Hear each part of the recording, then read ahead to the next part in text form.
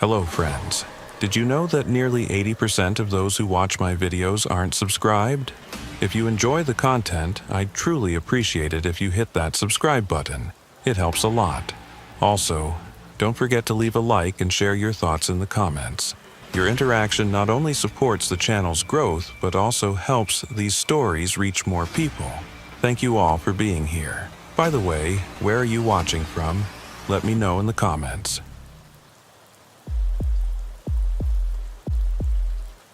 I've been running the I-94 corridor through North Dakota for 17 years, and I learned early that the prairie doesn't forgive mistakes. That February afternoon in 2019, I knew the storm was coming before the Weather Service even issued the warning. You can see it in the sky out here, the way the western horizon turns the color of an old bruise, the way the wind shifts and starts testing your trailer for weak spots. I was hauling refrigerated pharmaceuticals from Fargo to Billings, and my dispatcher had already called twice asking if I wanted to hold over. I should have said yes, but the load was time-sensitive, the rate was good, and I'd driven through worse. Or so I told myself. Asa Whitlock doesn't leave money on the table, and he sure as hell doesn't let a little snow dictate his schedule. That kind of thinking has kept me employed for nearly 2 decades. It's also the kind of thinking that almost killed me that night. The first flakes started falling around Jamestown, light and lazy, the kind that drivers from the coasts think is pretty. Out here, we know better. Those innocent flakes are scouts. The real army is behind them, and when it arrives, it doesn't take prisoners. By the time I hit the stretch between Valley City and Oriska, the wind had picked up to the point where my trailer was catching it like a sail. I could feel the whole rig wanting to drift, that sickening sensation of 53 feet of steel deciding it might prefer the ditch to the road. The snow was coming down harder now, not falling, but driving horizontally across the interstate. My wipers were working overtime, and I'd already knocked the cruise control off, dropping down to 45, then 40. The world outside my windshield was turning into that special kind of North Dakota hell we call a whiteout, where the sky, the ground, and everything between them becomes the same shade of white, where depth perception goes out the window and you're driving on faith alone. The CB had been quiet for the last 20 minutes, which wasn't a good sign. Usually, you'd have drivers checking in, asking about conditions ahead, warning each other about black ice or accidents. Silence meant either everyone had already pulled off, or they were too busy keeping their rigs on the road to talk. I was about to key up and ask if anyone was out there when I saw the flashers. Red and blue strobes cutting through the white, maybe half a mile ahead. I eased off the throttle and let the Jake brake do its work, feeling the rig slow without risking a skid. As I got closer, I could make out a highway patrol cruiser angled across the right lane, and behind it, what looked like a jackknifed semi blocking both lanes. I brought my rig to a stop about 100 yards back and grabbed my parka. The wind hit me like a physical thing when I opened the door, stealing my breath and driving snow into every gap in my clothing. I could barely see the patrol car through the horizontal snow, but I made my way forward, one hand on my trailer to keep my bearings. That's when I met Lowell Breck for the first time. He was standing behind his cruiser, and I could tell right away he was in over his head. Not his fault. Nobody trains you for conditions like this. He looked young, maybe late 20s, and his face had that particular shade of worry that comes from realizing the situation is bigger than your ability to handle it. "You need to turn around," he shouted over the wind. "Interstates closed. Pile up ahead. 3 trucks, 2 cars. 1 fatality already." I looked past him at the jackknifed rig. The trailer was at a perfect 90-degree angle to the cab, completely blocking both lanes. "Can't turn around," I shouted back. "Shoulder's too soft and I've got 53 feet of trailer. I'll end up stuck or worse." He knew I was right. You could see it in his eyes. "Tow truck's coming," he said, but he didn't sound convinced. How long? Dispatch said 45 minutes. That was 30 minutes ago. We stood there in the howling wind, both of us knowing that 45 minutes in a blizzard might as well be forever. The visibility was down to maybe 20 feet now, and even Breck's cruiser was starting to look like a ghost. That's when we heard it, the deep rumble of a big diesel engine coming from the direction I'd just driven. We both turned, and through the white I could see headlights, high-mounted, the kind you see on a heavy wrecker. The tow truck had made better time than expected, or maybe dispatch had sent them earlier than Breck knew. Either way, I felt a small measure of relief. The wrecker pulled up behind my rig, and the driver climbed down. He was a big man, made bigger by layers of winter clothing, moving with the kind of deliberate care that comes from working in conditions that can kill you if you slip up. When he got close enough for me to see his face, I understood why he moved that way. He had to be 70 if he was a day, with a face that looked like it had been carved from the same bedrock as the prairie itself. "Obadiah Krantz," he said, extending a hand in a heavy work glove. "Heard you folks needed some help." Breck explained the situation. The jackknifed rig, the pile-up ahead, the closure. Krantz just nodded like he'd seen it all before. Probably had. "I'll get that trailer straightened out," he said. "But you two need to get people back. Way back. If that kingpin's damaged or the fifth wheel's compromised, this whole thing could shift when I put tension on it." It was sound advice, and Breck immediately headed back to his cruiser to radio for any other emergency vehicles to hold their distance. I stayed with Krantz as he walked up to assess the jackknifed truck. That's when things started feeling wrong. The truck itself looked abandoned. No lights, no sign of the driver. The cab door was open, swinging slightly in the wind, and snow had already started to pile up on the driver's seat. "Driver must have walked forward to check on the pile-up," I said, but Krantz didn't respond. He was looking at something on the ground, and when I followed his gaze, I saw it too. Dark spots in the snow, leading away from the cab toward the shoulder. Not footprints. The wind had already erased those. These were different, larger, irregular, and they were red. "Blood," Krantz said, his voice flat. "Fresh enough that the snow hasn't covered it yet." We followed the trail with our eyes, watching it disappear into the whiteout on the shoulder side. Breck had come back by then, and when we showed him, his face went even paler than the cold had already made it. "Could be from the accident," he said, but he didn't sound like he believed it.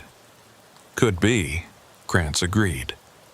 "But this truck jackknifed clean. No impact damage I can see. And that blood trail's leading away, not toward the pile-up." The three of us stood there, and I could feel the situation changing, transforming from a simple road closure into something else, something worse. Breck got on his radio calling for medical and requesting backup, but the response wasn't good. The storm had spawned multiple accidents across 3 counties, and resources were stretched beyond thin. We were on our own. "I need to check the pile-up," Breck said. "See if anyone's hurt up there, if anyone's seen this driver." He looked at me. "You stay here with your rig.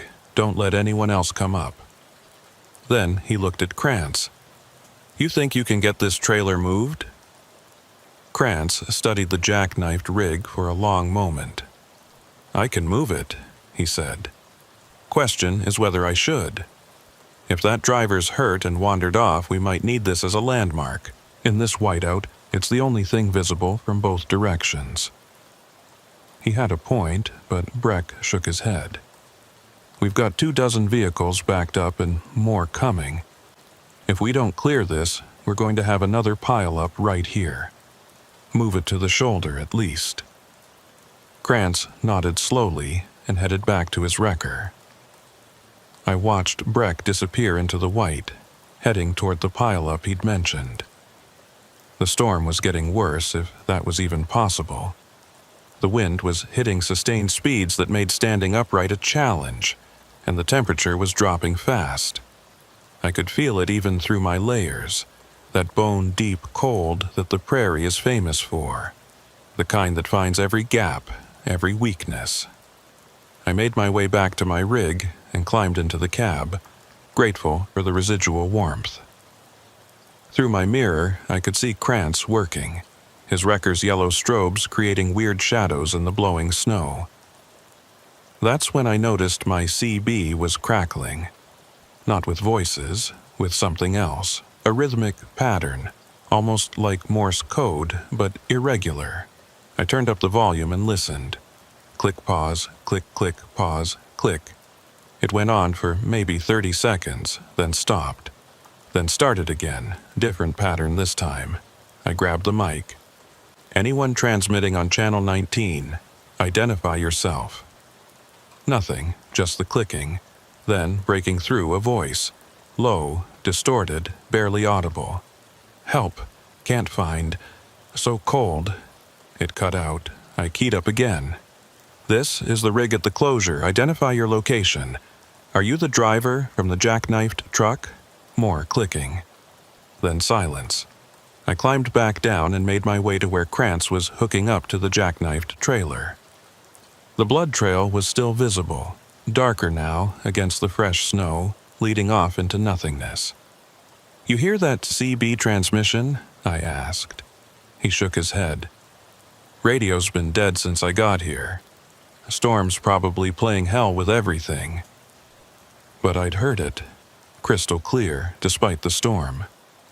Someone's out there, I said. The driver, maybe. They're calling for help. Krantz stopped what he was doing and looked at me. Really looked at me with an expression I couldn't quite read. You sure about what you heard? Positive. He was quiet for a moment, then nodded toward the blood trail. You want to follow that? Be my guest. But I'm telling you right now, in this storm, once you lose sight of these lights, you're done. You won't find your way back. The wind'll turn you around, the cold'll slow you down, and the white'll swallow you whole. He wasn't trying to scare me. He was just stating facts, the way you might tell someone that fire burns or water's wet. What about Breck? I asked. He's been gone a while. 10 minutes in a whiteout feels like an hour, Krantz said. He'll be back, or he won't. The casual way he said it chilled me more than the wind. I made a decision. I'm going to try the CB again.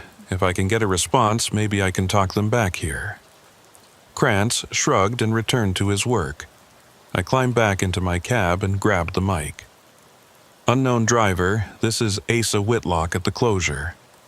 If you can hear me, key your mic twice. I waited, nothing, then 2 distinct clicks. My heart jumped. Okay, good. I need you to head toward the flashing lights. Red and blue from the patrol car, yellow from the wrecker. Can you see any lights?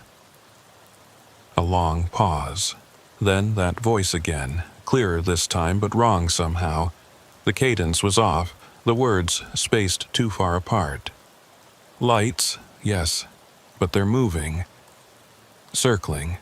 They're not moving, I said.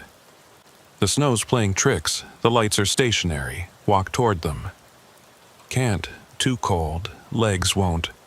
The voice faded. I tried again. How far out do you think you are? Are you on the shoulder, in the median? No response. Just that clicking again. And then something else. A sound like wind, but underneath it, something that might have been breathing. Heavy, labored. I was about to try again when my door jerked open. I nearly jumped out of my skin, but it was just Breck, covered in snow, looking haggard. Pile-up's bad, he said, climbing up into the passenger seat. 2 fatalities now. 3 people transported before the ambulance got stuck. Everyone else is sheltering in vehicles. No one's seen our missing driver. I told him about the CB transmission. He looked at me like I'd grown a second head. "You sure you didn't just hear another driver further back?" "No," I said. "They said they could see the lights. They're close." Breck pulled out his radio and tried to coordinate, but the response was breaking up, full of static. When he put it down, his expression was grim. "Command says there's no one else on scene who's unaccounted for. The driver of that jackknifed truck, they found his wallet in the cab. Name was Marcus Freeling. They're running it now, but..." He trailed off, looking uncomfortable. "But what?" "Dispatch says a Marcus Freeling was reported missing 3 weeks ago, down in Iowa. Truck was found abandoned on a county road." The temperature in the cab seemed to drop 20 degrees. "That's impossible," I said. "This truck jackknifed tonight. We saw it happen. Well, we saw the result." Breck nodded, but he looked sick. "I know. I'm just telling you what they said. Could be a coincidence. Common name, maybe." But his voice said he didn't believe that any more than I did. We sat there in silence, listening to the wind howl. Then the CB crackled again. This time, Breck heard it too. "So cold. Can't feel." "That's him," I said. Breck grabbed the mic before I could. "This is Highway Patrol. State your location. Are you injured?" The response was immediate. "Yes. Hurt. Need help. Please." But the voice was different, higher, almost like it was trying to match Breck's cadence. "Something's wrong," I said. Breck shot me a look, but he must have felt it too because he put the mic down. We watched through the windshield as Krantz continued working on the jackknifed trailer. The blood trail was still there, darker against the white. And as I watched, I realized something that made my skin crawl. It wasn't being covered by fresh snow. Everything else was. The road, the vehicles, every surface, but that blood trail remained visible, as if the snow was falling around it, but not on it. "Breck," I said quietly, "look at the blood." He saw it too. I watched his hand move to his service weapon, unbuttoning the holster. "Stay in the cab," he said, opening the door. "I'm going to check something." He dropped down into the storm, and I watched him approach the blood trail. He crouched down, examining it, then stood up quickly and backed away. He said something, but the wind took his words. Then he was moving quickly back to the cruiser, and I saw him pop the trunk. When he came back into view, he was carrying a flare. He struck it, the red light blazing even in the whiteout, and threw it onto the blood trail. For a second, nothing happened. Then the snow around the flare began to move. Not melting, moving, crawling away from the heat in patterns that weren't random, that suggested intention. Breck stumbled backward, and I saw his mouth moving, probably calling it in on his radio. That's when the clicking on the CB started again, but this time it was faster, more urgent. And underneath it, I could hear that breathing again, close now, like it was right outside my door. I turned to look at the passenger window and saw a hand pressed against the glass. Palm flat, fingers spread. But the hand was wrong. The skin was gray, the fingers too long. And when I looked closer, I could see that what I'd taken for skin was actually something else. Something that looked like it was made of compacted snow and ice, and something darker. Something organic. The hand slid down the glass, leaving a smear that wasn't quite blood and wasn't quite water. I did the only thing I could think of. I fired up the engine, threw it in gear, and started backing up. The hand vanished. Through my mirror, I could see Breck running toward his cruiser and Krantz abandoning the wrecker to do the same. I kept backing up until I was a good 100 yards from the jackknifed truck, then stopped. My hands were shaking on the wheel. The CB crackled one more time. "Why? Did you leave?" The voice was petulant now, almost childlike. "We were just getting acquainted." Then it laughed. It was the worst sound I've ever heard, like wind whistling through a cracked window mixed with something wet and organic. Breck's cruiser pulled up beside me, and he rolled down his window. "Follow me," he shouted. "We're getting out of here. They can close the whole damn interstate for all I care." I didn't argue. Krantz's wrecker fell in behind us and we started driving. Not toward the pile-up.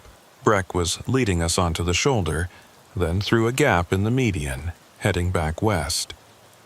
It was dangerous, possibly suicidal in these conditions, but staying felt worse.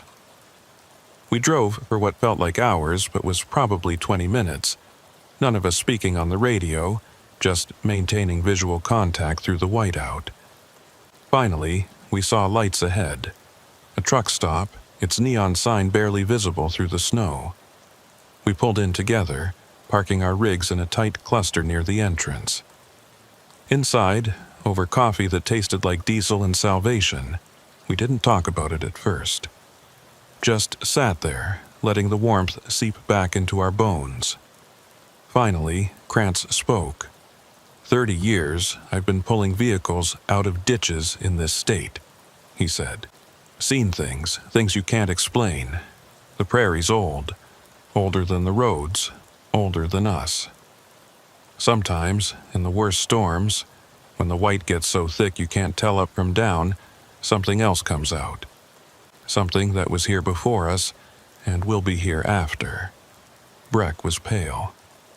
Command's going to want a report. Tell them the storm made it impossible to clear the scene, Krantz said. Tell them you made a judgment call. They'll understand. He looked at me. And you heard that CB transmission. We all did. But maybe tomorrow, in the light, you'll remember it differently. Maybe it was just static.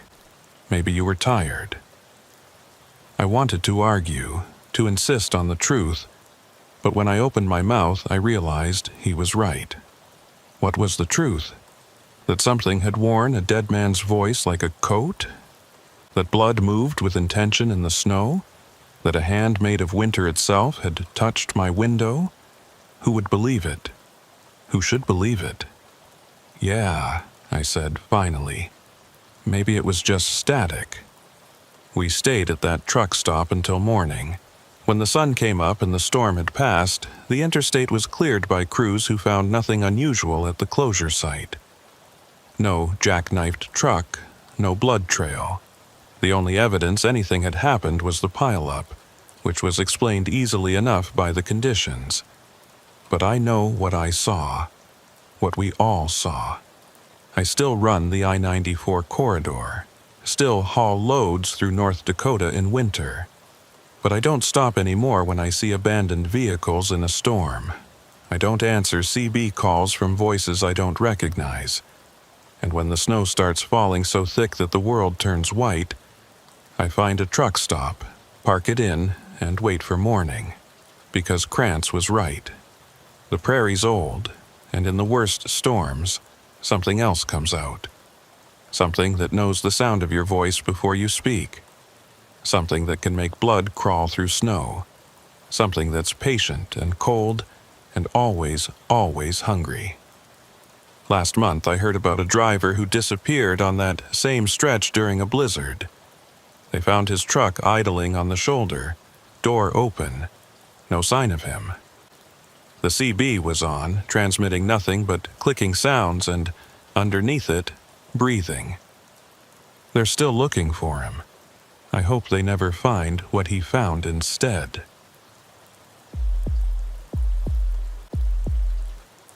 The lake effect snow up in Minnesota's Iron Range doesn't mess around. It comes off Superior like something alive, turns the sky into a gray wall, and dumps snow measured in feet, not inches. I learned that the hard way in January of 2017, running a load of mining equipment parts up to Eli. The forecast called for 6 to 8 inches. We got 36. I've driven through plenty of winter storms, but what happened that night taught me there are worse things than bad weather. Sometimes the weather just reveals what was already waiting. My name's Hiram Keating, and I've been hauling freight for 22 years. Started young, stayed at it, made a decent living. I'm not the kind of driver who looks for trouble or tells wild stories at the truck stop. I run my logs clean, keep my rig maintained, and mind my own business. But that night north of Virginia, Minnesota, minding my own business wasn't an option. The storm caught me between towns on a 2-lane county road because the main highway was already closed. My GPS and every trucker app I had said this route was still open. They were wrong. The snow started coming down heavier around 9 p.m., and by 10 p.m., I was down to 20 miles an hour with my 4-ways on. The road was disappearing under a white blanket, and I was navigating by feel as much as sight, following the ghostly outline of trees on either side. Then I saw the plow. It was pulled off on the shoulder, yellow strobes cutting through the snow, and a figure standing beside it waving a flashlight. I brought my rig to a crawl and stopped, leaving it in gear with my foot on the brake. The figure approached my driver's side, and I rolled down the window. "Road's closed ahead," the man shouted over the wind. He was built like a fire hydrant, short, solid, with a face weathered by decades of northern Minnesota winters. Snowdrifts completely blocking both lanes about 2 miles up. "I'm Torvald Hume, county plow foreman. You need to turn around." I looked in my mirrors. The road behind me was already filling in with fresh snow, and my tracks were disappearing in real time. "Can't turn this rig around here," I said. "Shoulder's too narrow, and I don't know what's under all this snow. Ditch could be 2 feet away or 6 inches. Torvald nodded like he'd expected that answer. "There's a pull-off about a 1/4 mile back. Old Forest Service access road. You can turn around there, or at least get off the main road until this passes." He pointed his flashlight back the way I'd come, but all I could see was white. I didn't see any pull-off. "It's there, easy to miss in this.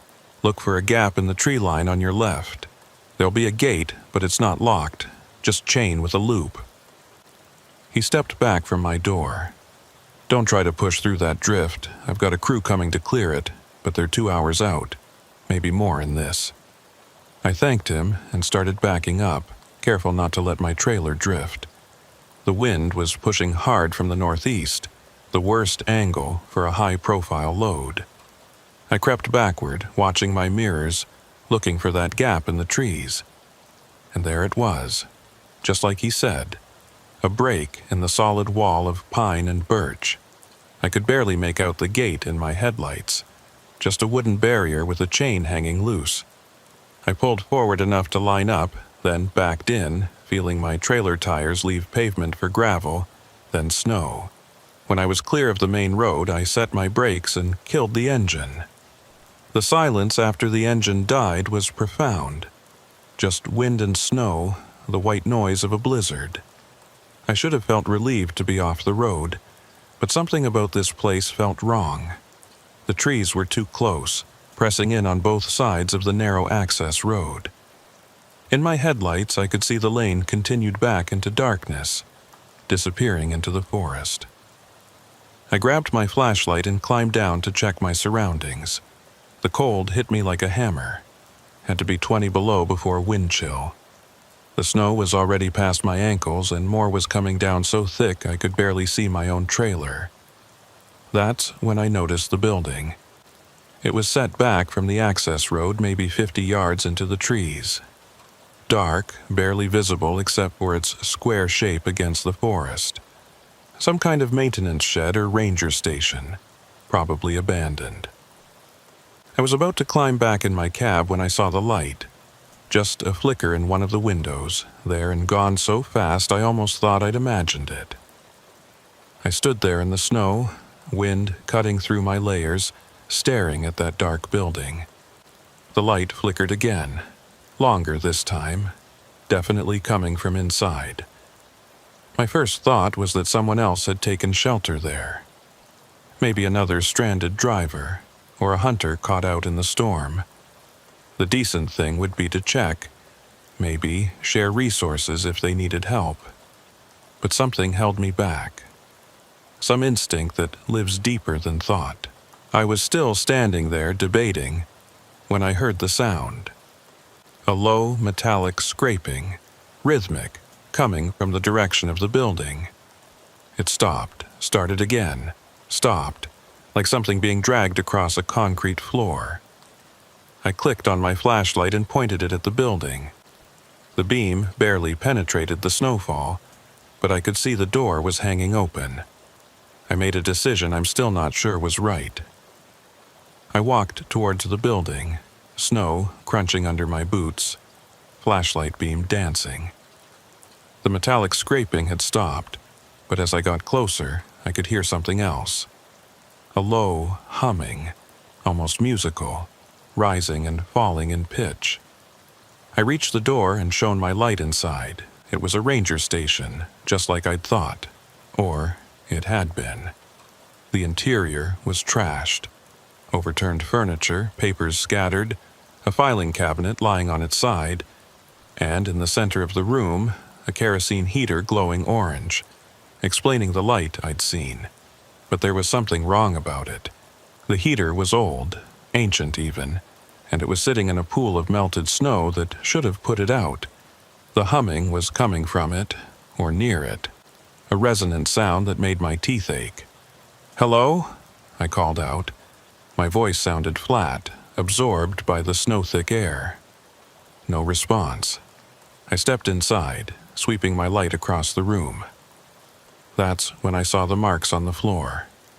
Deep gouges in the concrete, long parallel lines that started at the door and led to where the heater sat. Like something heavy had been dragged. The gouges were fresh.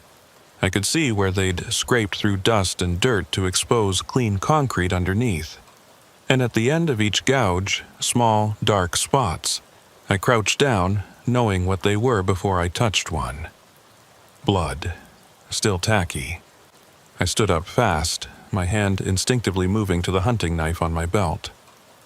"I'm armed," I called out. "If someone's hurt, I can help. If you're trying to—" I didn't get to finish. The humming from the heater suddenly rose in pitch, became almost a shriek, and then cut out completely.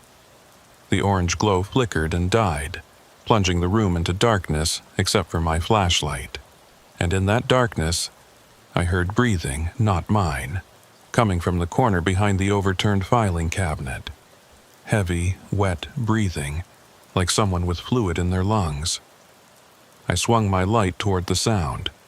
For just a second, I saw a shape, low to the ground, hunched, with something wrong about its proportions.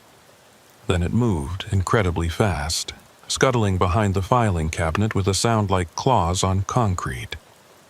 My light found nothing but empty space and those terrible gouges on the floor.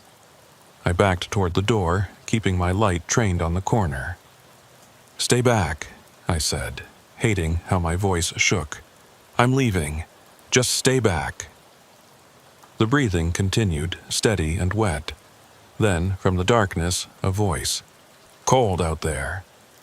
It was a man's voice, but wrong. The words were slurred, like a mouth full of something. "You should stay. Warm in here." I was out the door before I knew I was moving, running through knee-deep snow back to my rig. I didn't look back, didn't want to see if anything was following. I reached my cab, yanked the door open and climbed in, slamming it behind me. I fired up the engine immediately, not caring about warm-up time or proper procedure. I needed to move. But when I threw it in gear and hit the gas, I felt the wheels spin uselessly. I'd sunk too deep in the snow and my drive tires couldn't find purchase.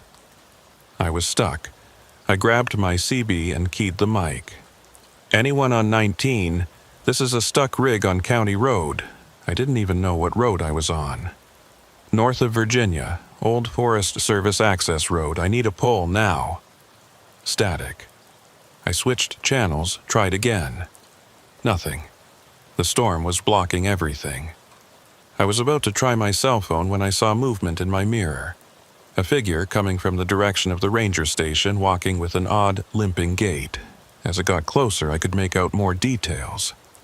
It was a man, or had been. He was wearing what looked like an old park ranger uniform, but it was torn and stained. His face, I couldn't look at his face for long. There was something wrong with it. Something that made my brain refuse to process what I was seeing. He reached my passenger door and stood there looking up at me. When he smiled, I saw why his voice had sounded wrong. His mouth was full of ice. Not just ice, but frozen blood, tissue.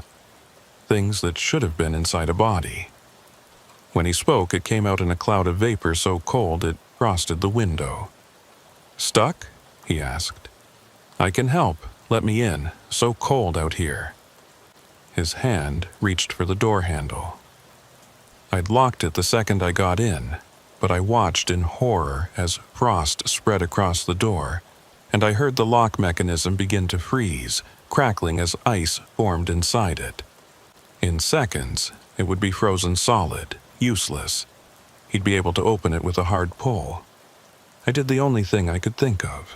I grabbed the shifter and started rocking the rig, forward and back, trying to break the wheels free from the snow. The engine roared, transmission screaming in protest. "Don't be rude," the thing outside said, its voice carrying easily over the engine noise. "I'm trying to help. It's warm in here, isn't it? In your cab, I remember warm." The frost on my window was spreading, creating patterns that looked almost deliberate, almost like faces. I kept rocking, desperation giving me strength. Forward, back, forward, feeling the tires bite slightly, slip, bite again. The thing's hand was on the door handle now. I could see the metal starting to frost over. Then, miracle of miracles, I felt the tires catch. The rig lurched forward, and I gunned it, not caring about control, just needing distance. I shot out of that access road and onto the county highway, my trailer fishtailing wildly. I fought the wheel, got it straightened out, and kept going. In my mirror, I saw the figure standing at the edge of the road, still as a post, watching me go. Then the snow swallowed it up, and it was gone. I drove for 10 minutes before I dared to slow down, my heart hammering, hands white-knuckled on the wheel. I should have hit that drift Torvald had warned me about, but I never saw it. Maybe the plow crew had already cleared it. Maybe it was never there. Maybe Torvald wasn't there either. I drove until I found an open truck stop outside of Duluth, pulled in, and just sat there shaking. It was past midnight, and the place was nearly empty. I went inside, got coffee, tried to process what had happened. The waitress, a woman named Eulalie Pritchard according to her name tag, took one look at me and asked if I was okay. I must have looked bad because she brought me a blanket and told me to sit by the heater. "You look hypothermic," she said. She had a nurse's directness, that way of assessing someone in seconds. "When's the last time you were warm?" "I don't know," I admitted. She frowned. "I'm going to take your temperature." She came back with a thermometer, one of those forehead ones. She held it up, and her frown deepened. "This can't be right. Says you're 94 degrees. You should be in the hospital."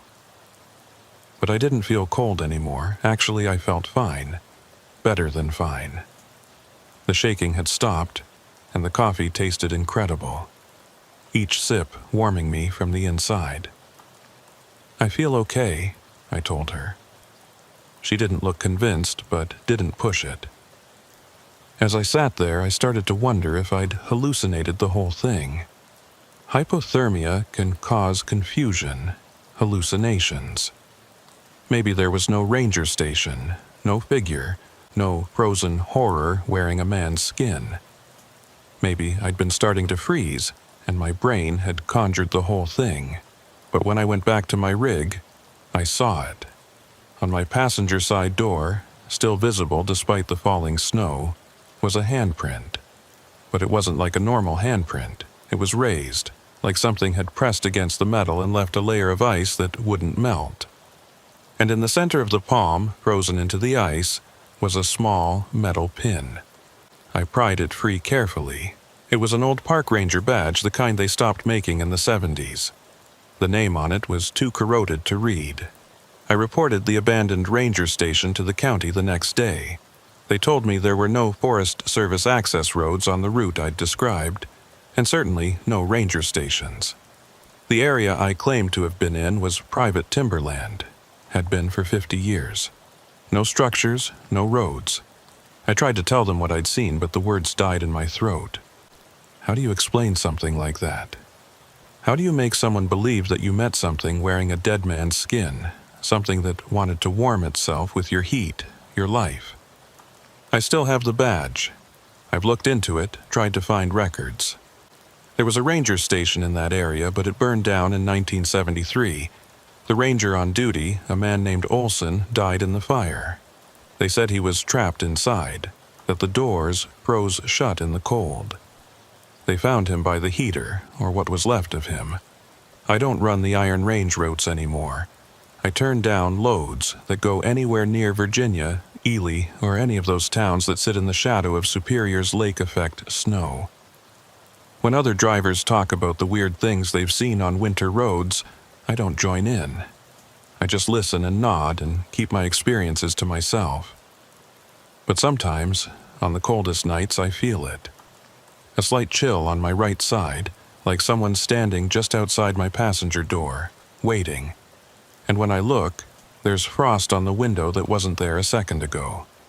Patterns in the ice that might be random, or might be a face pressed against the glass from the outside, looking for a way in.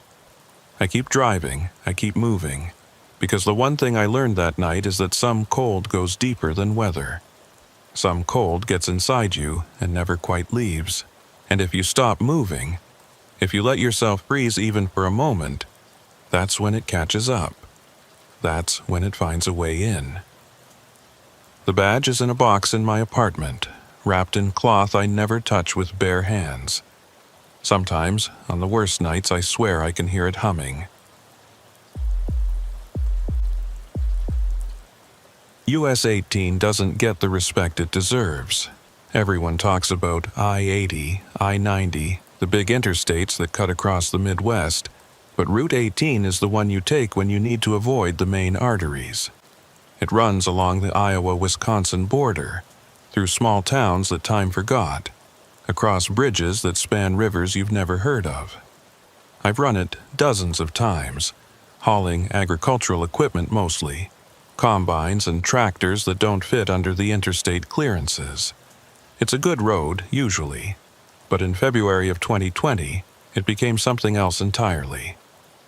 My name's Cyrus Murdoch, and I've been driving for 15 years. I'm careful, methodical, the kind of driver who checks his load 3 times before rolling out, who keeps maintenance records in a binder, who's never missed a delivery deadline. But that week in February, careful didn't matter. The storm that rolled through the border region wasn't the biggest I'd ever seen, but it was the most vindictive. It came in waves, dumping snow, then freezing rain, then more snow.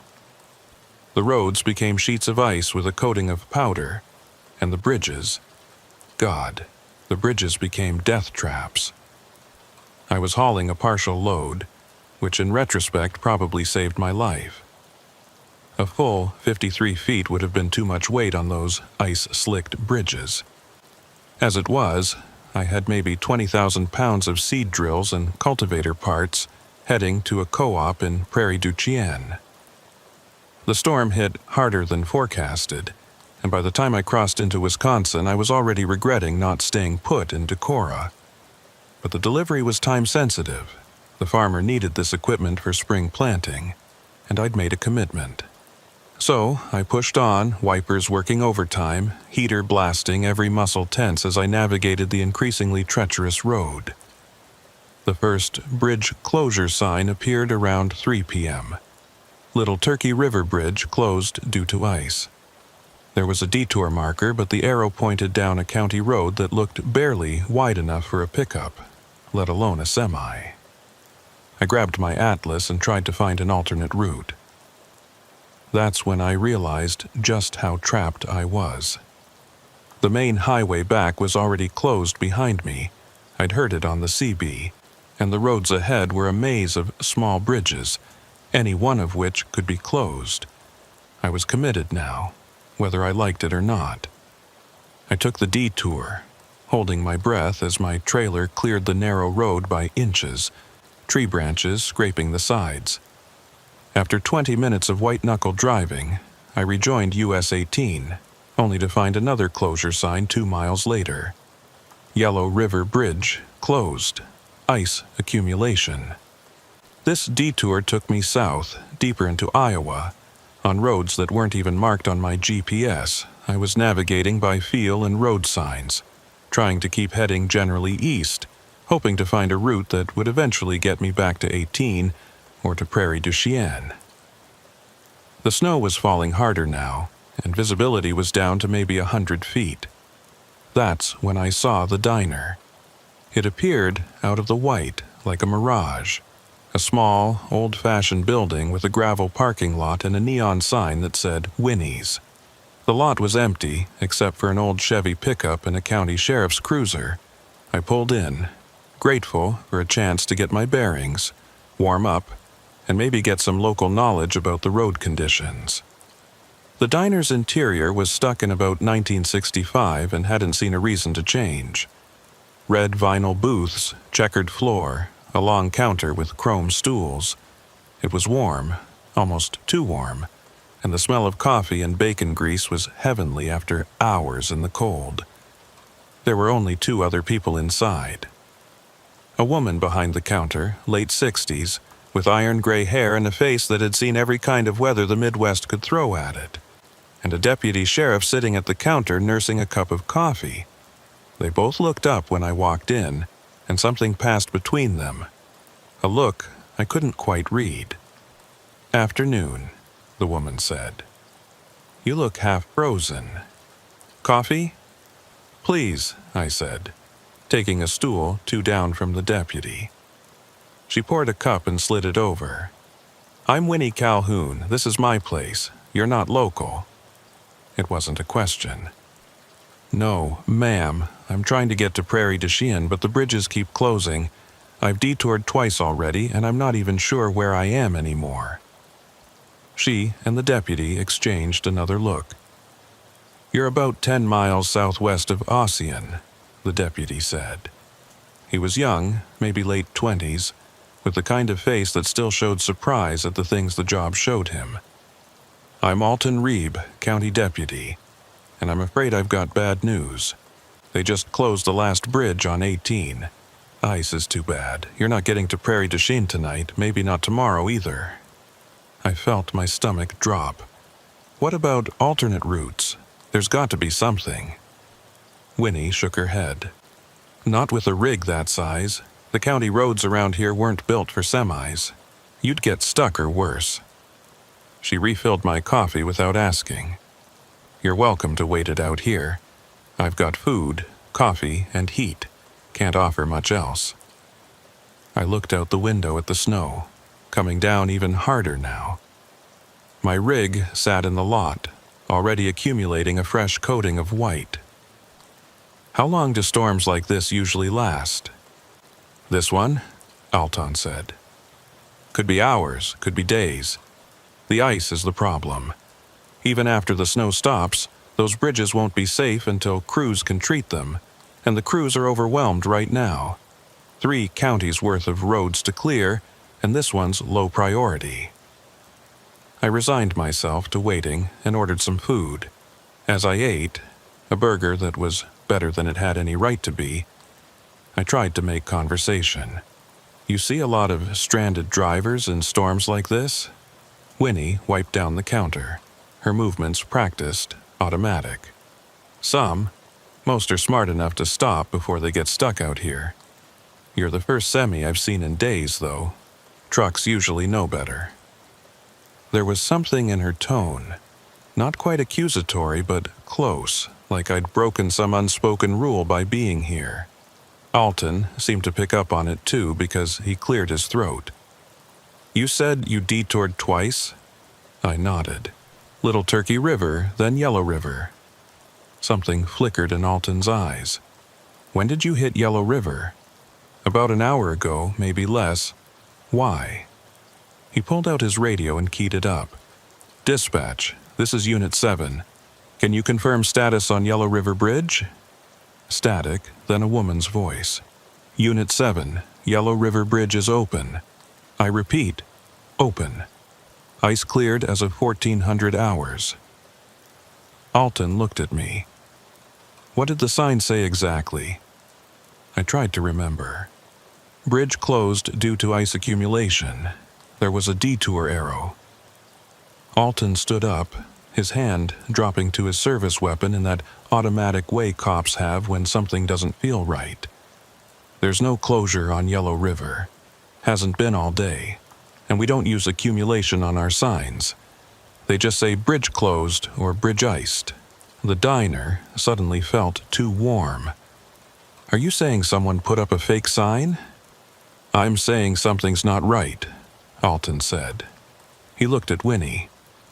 You got your shotgun behind the counter? She nodded, her face gone hard. Same as always.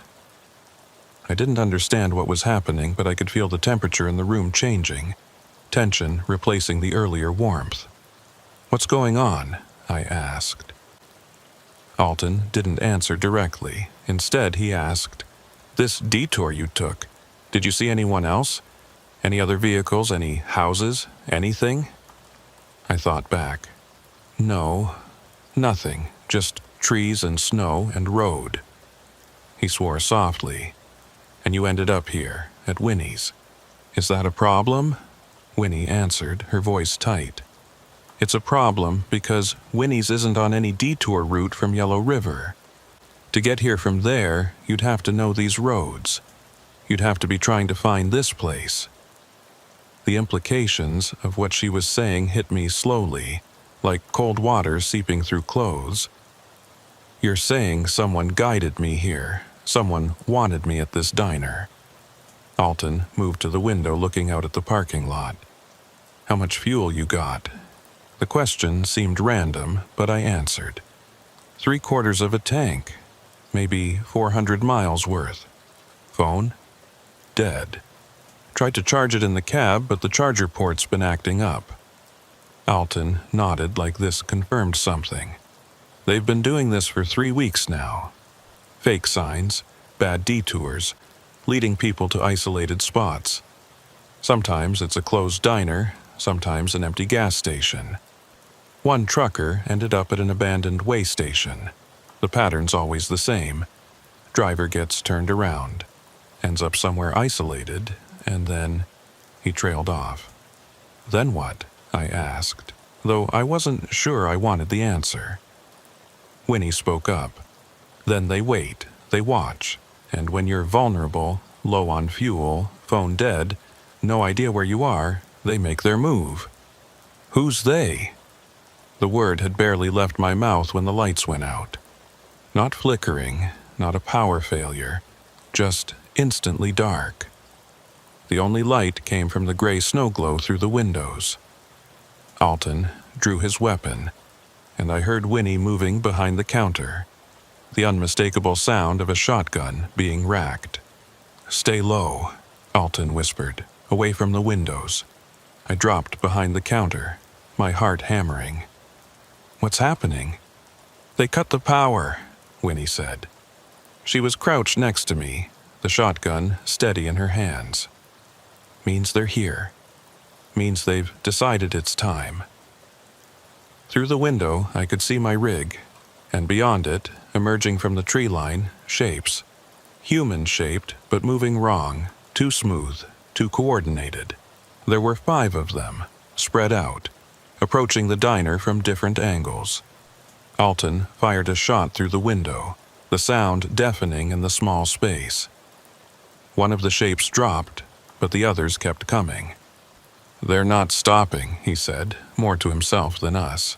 He fired again, and again. 2 more shapes went down, but they got back up.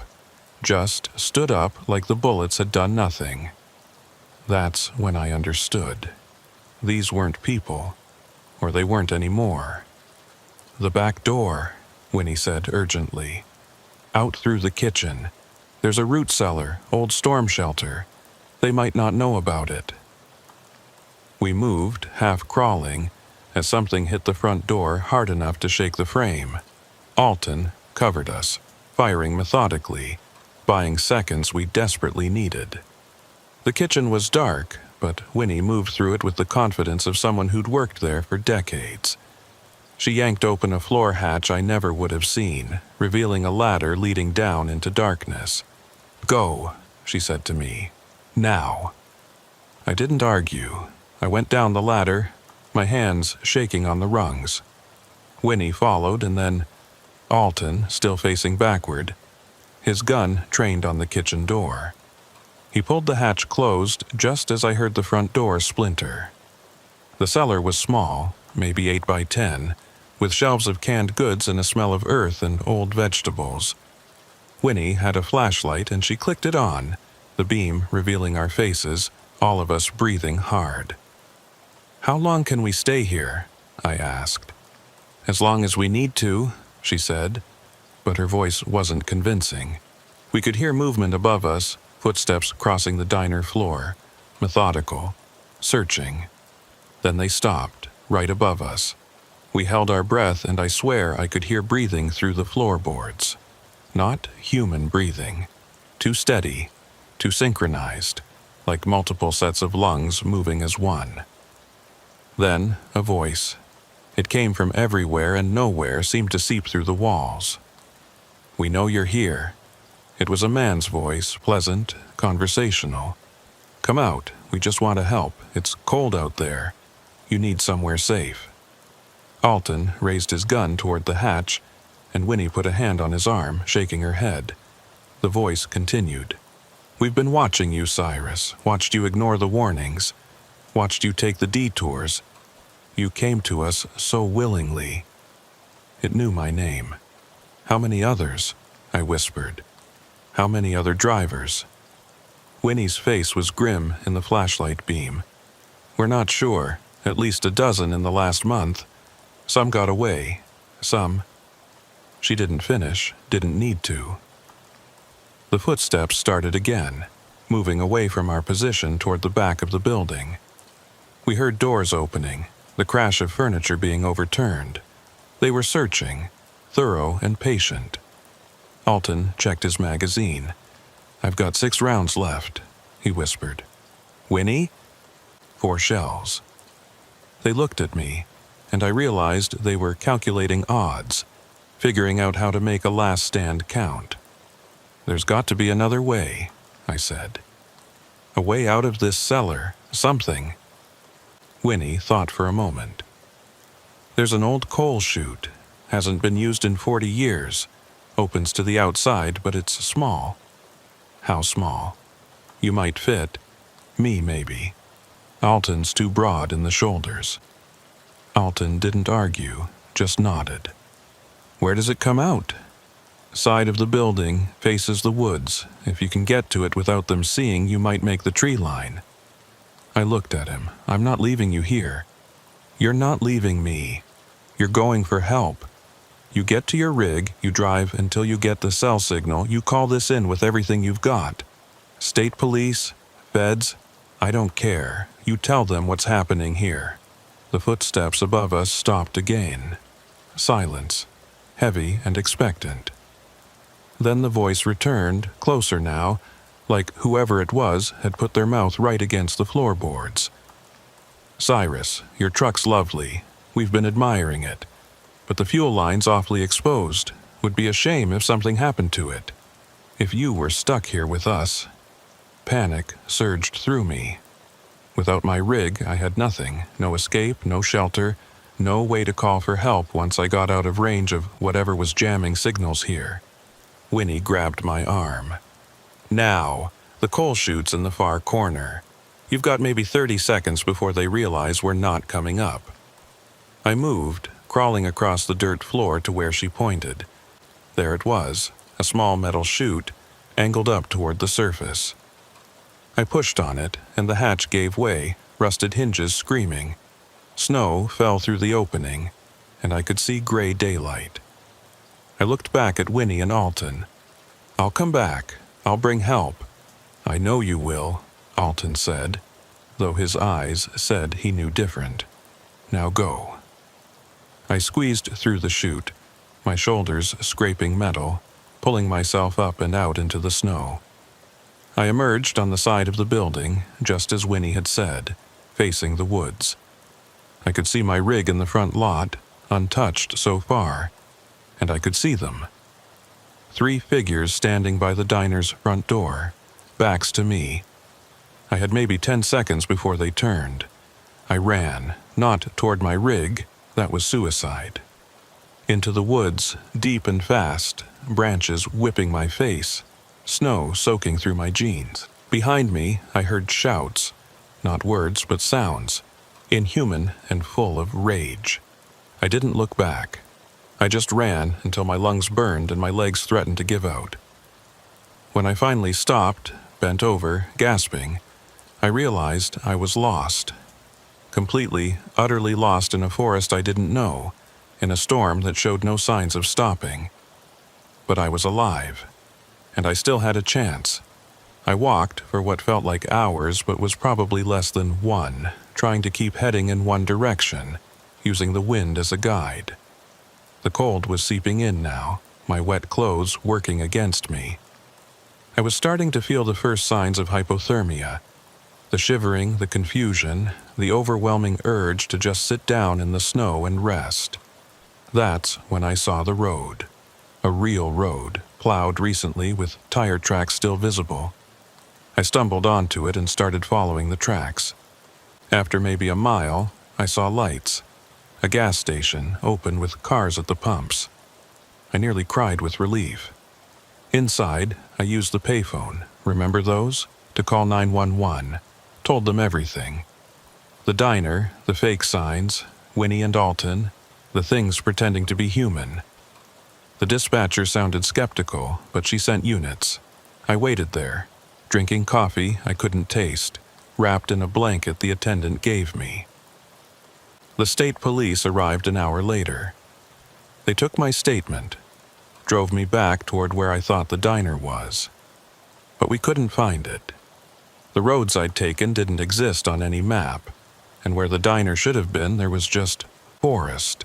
Deep, unbroken forest that looked like it hadn't been disturbed in decades.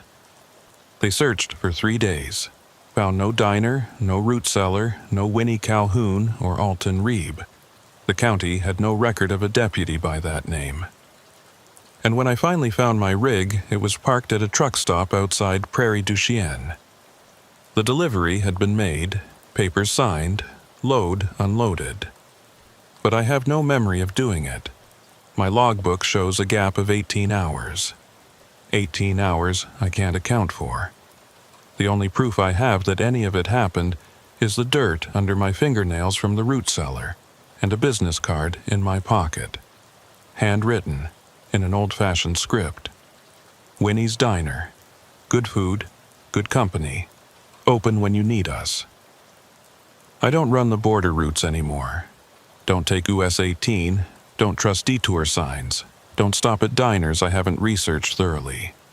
And when other drivers talk about getting turned around in storms, about roads that shouldn't exist, and places that appear out of nowhere, I listen. I listen, and I wonder how many of them found what I found. How many made it out.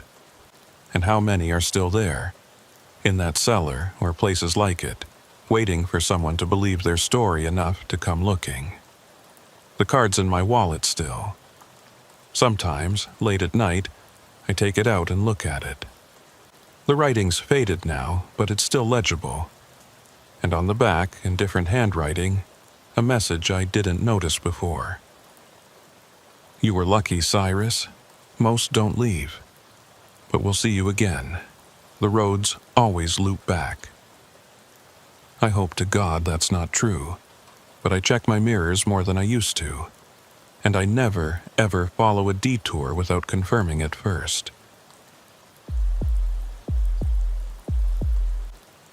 The Upper Peninsula of Michigan isn't technically Midwest by some definitions, but it might as well be.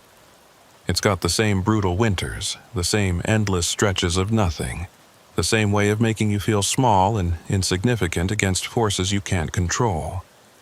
I've been running loads up there for 9 years, mostly lumber and paper products out of the mills. It's good money, steady work, and the routes are predictable. Or they were, until December 2016, when I learned that predictability means nothing when the lake decides to remind you who's really in charge. My name's Ephraim Daltrey, and I've been trucking since I was 23. I'm methodical by nature, the kind of driver who plans routes 3 days in advance, who knows every rest stop and every diesel station between here and wherever. I don't take unnecessary risks, don't push my hours, don't ignore weather warnings, which is why what happened that week makes no sense. I did everything right, followed every protocol, made every smart decision. And I still ended up in a situation that had no rational explanation, no logical resolution. I'm still trying to make sense of it. The load was simple enough. 40,000 pounds of finished lumber heading from a mill outside of Marquette to a distribution center in Green Bay. The route would take me south along US 41, then west across the Mackinac Bridge, then down through Wisconsin. Total trip time, maybe 8 hours if the roads were good. The forecast was concerning, but not alarming. Lake effect snow warnings, which is standard for December in the UP. The snow comes off Lake Superior in bands, can dump 3 feet in specific locations while areas 10 miles away stay dry. You learn to read the radar, learn to time your runs between the bands. I'd done it 100 times. I left Marquette around noon, and the first couple hours were fine. Light snow, roads were clear enough, traffic was moving. I was making good time, ahead of schedule even. Around 3 p.m., I stopped at a small station outside of Negaunee to fuel up and grab coffee. The attendant, a woman named Mavis Ellery, was manning the counter alone. She looked to be in her 70s, the kind of person who'd probably been working there since the place opened, who knew every regular customer by name and every road condition by instinct.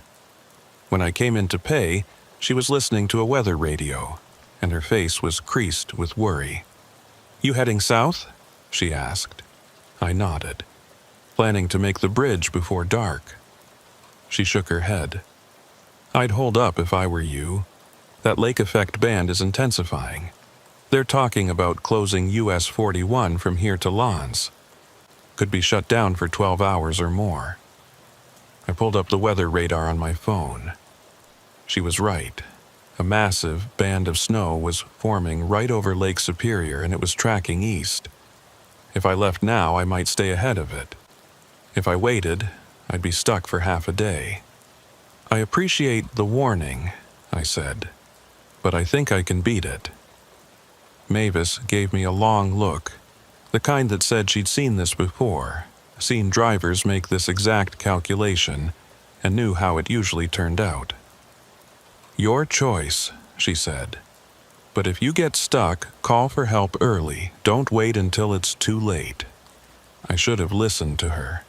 Should have trusted that instinct, that local knowledge that comes from living in a place for decades. But I was thinking about the delivery deadline, about keeping my on-time record perfect, about not wanting to lose a day sitting in a truck stop. So I thanked her, climbed back in my rig, and rolled out. The snow started 15 minutes later.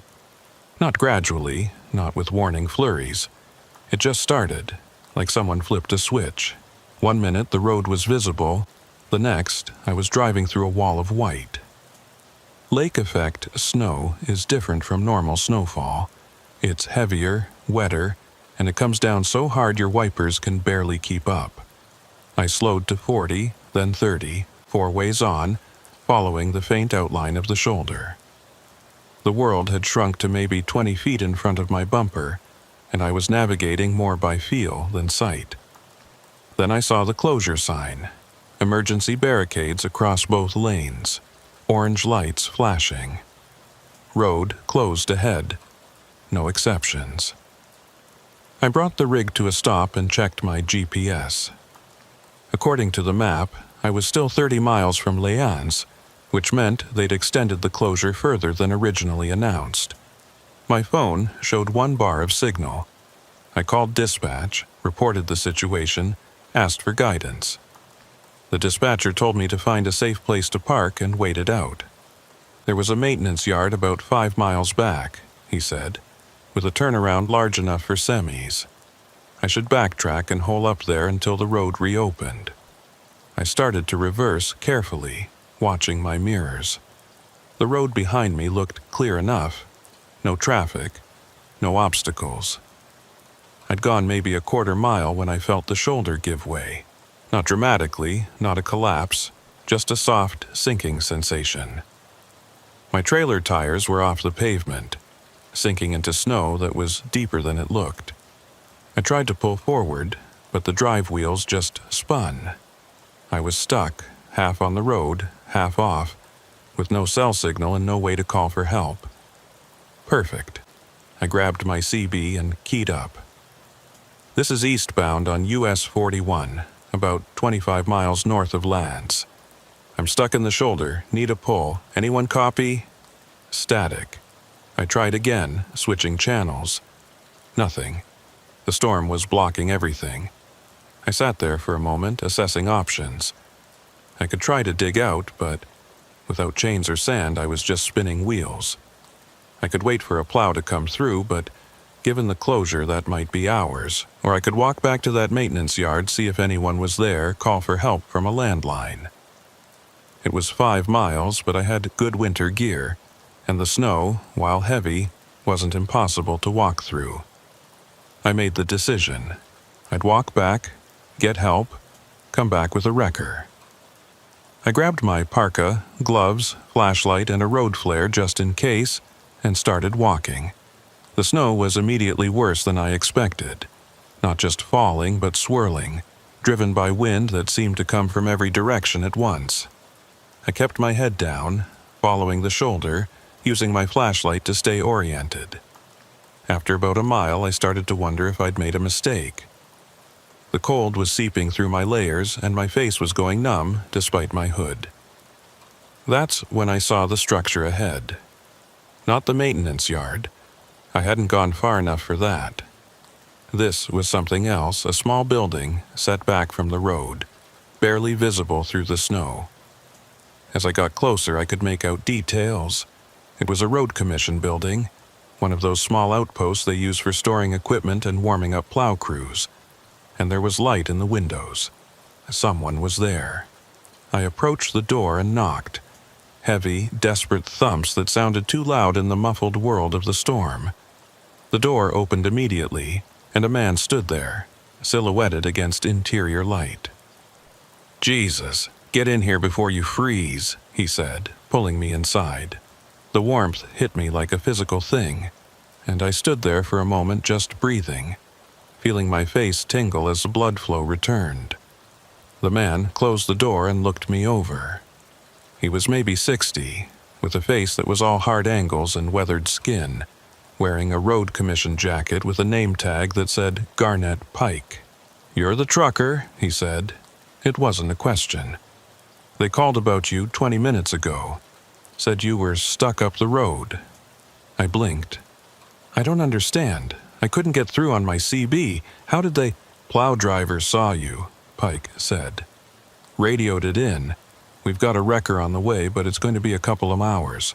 Storm's got everything backed up." He gestured to a bench along the wall. "Sit, warm up. You walked how far?" "Maybe a mile. I was trying to get back to the maintenance yard." Pike shook his head.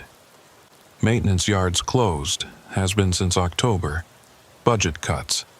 This is the only manned station for 15 miles. That didn't make sense. My dispatcher had specifically mentioned the maintenance yard, said it was 5 miles back. But maybe he'd been wrong, working off old information. It happened. I sat down and took off my gloves, flexing my fingers to get circulation back. The building was small, maybe 20 by 20, with a concrete floor, metal shelves full of equipment, a space heater in the corner, and a desk with a CB radio. Pike poured coffee from a thermos and handed me a cup. "Drink. You look half frozen."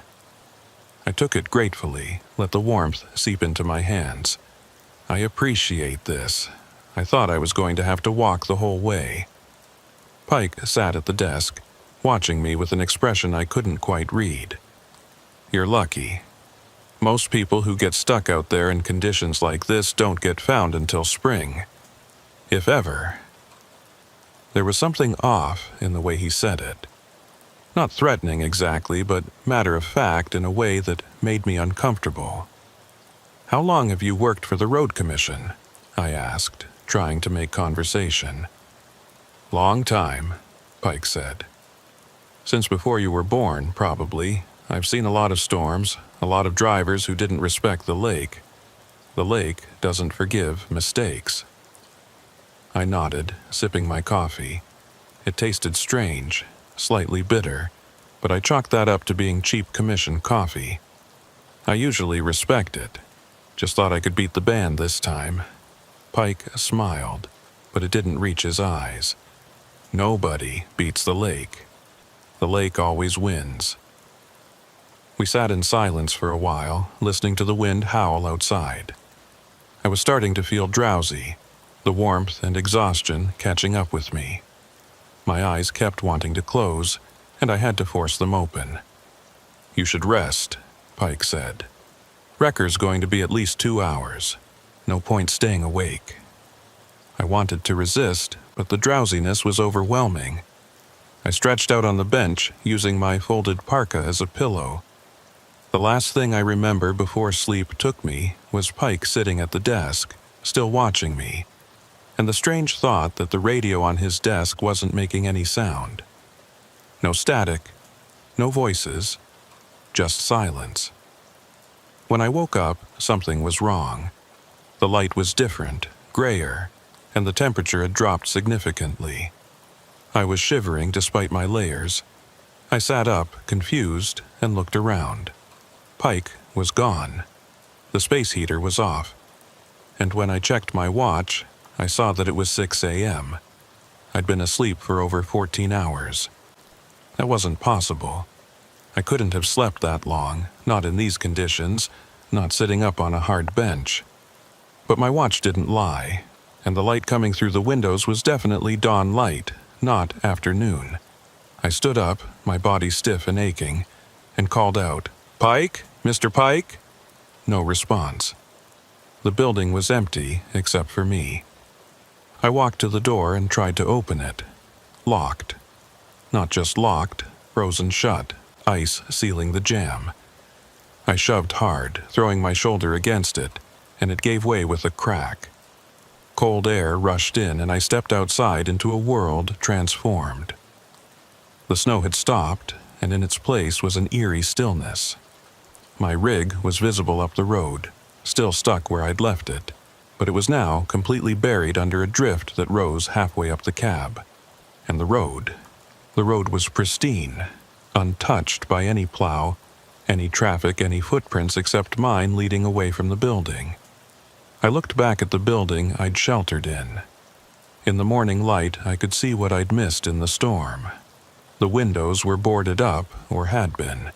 The boards had fallen away in places, revealing broken glass beneath. The door hung crooked on rusted hinges, and the sign, half obscured by snow, read, "Closed for demolition." "Do not enter." I felt my stomach drop. I pulled out my phone, no signal, still, but I had battery, and I opened the Notes app and started recording what I could remember. The date and time I'd entered, the conversation with Pike, the coffee, everything. Because I was starting to understand that something was very, very wrong, and I needed to document it while the memories were fresh. I started walking back toward my rig, or what I could see of it. The snow was deep, well over my knees in places, and progress was slow. I was maybe halfway there when I heard it. An engine, distant but getting closer. I turned and saw a snowplow coming up the road, its blade pushing a wall of white ahead of it. I waved my arms, and it slowed to a stop. The driver climbed down, a young guy with a face full of concern. "You the stuck trucker?" he asked.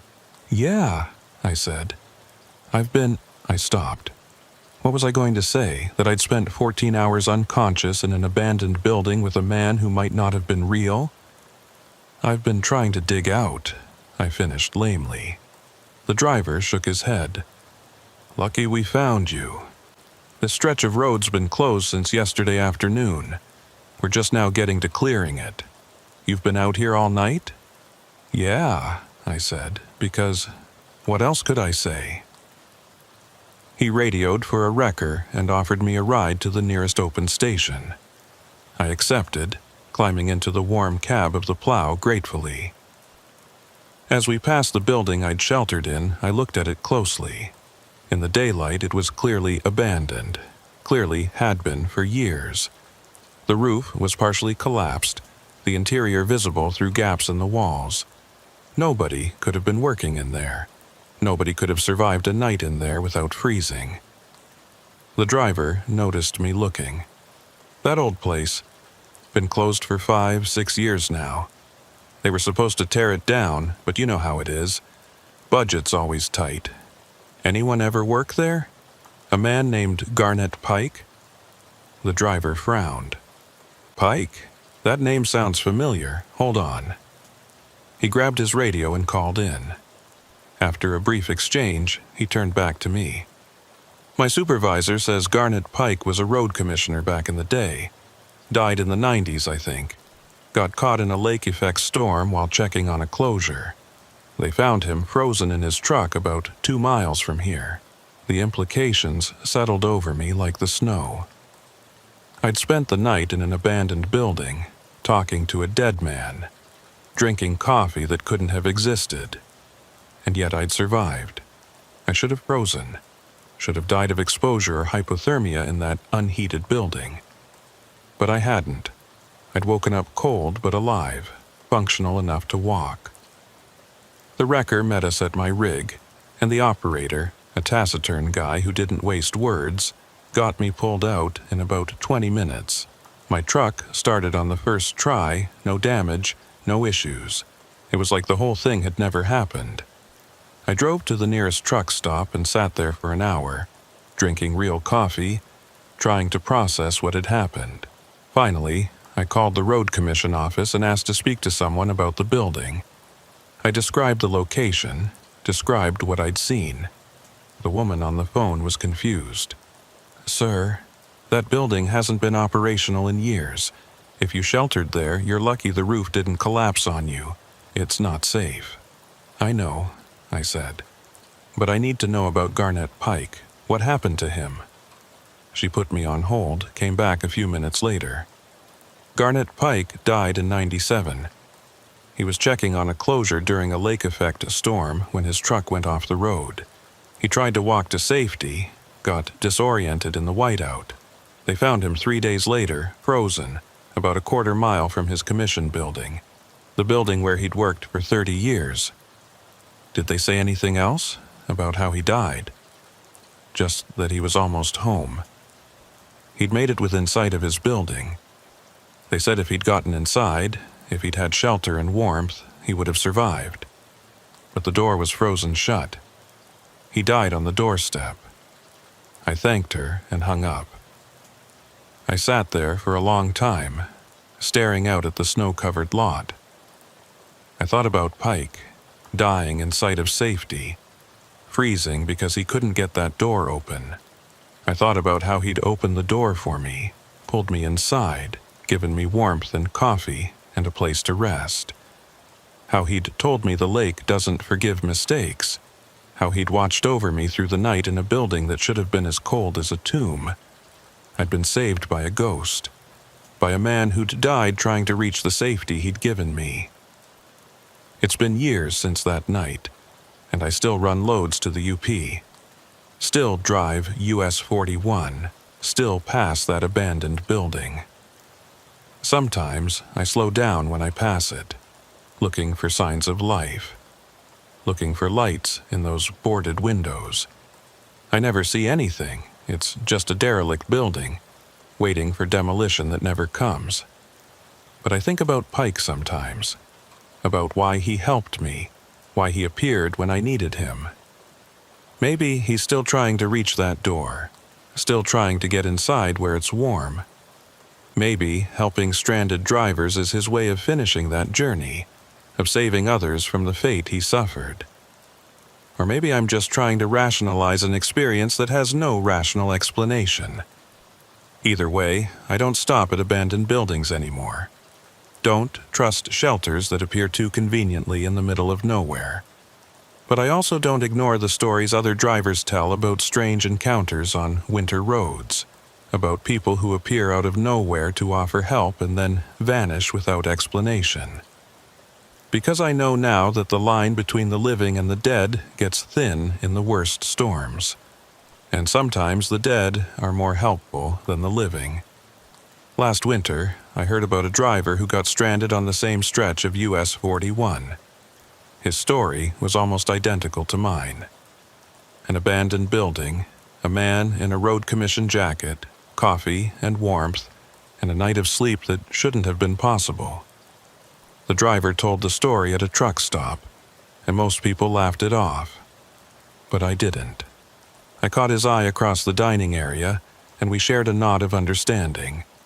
We knew what we'd seen, what we'd experienced, and we knew better than to question it too closely. Because sometimes in the frozen heart of a Michigan winter, when the lake effect snow is coming down so hard you can't see your own hood, the dead still walk their old routes, still check on closures, still offer shelter to the stranded and lost. And if you're lucky enough to encounter them, if you're smart enough to accept their help without asking too many questions, they might just save your life, just like Garnett Pike saved mine.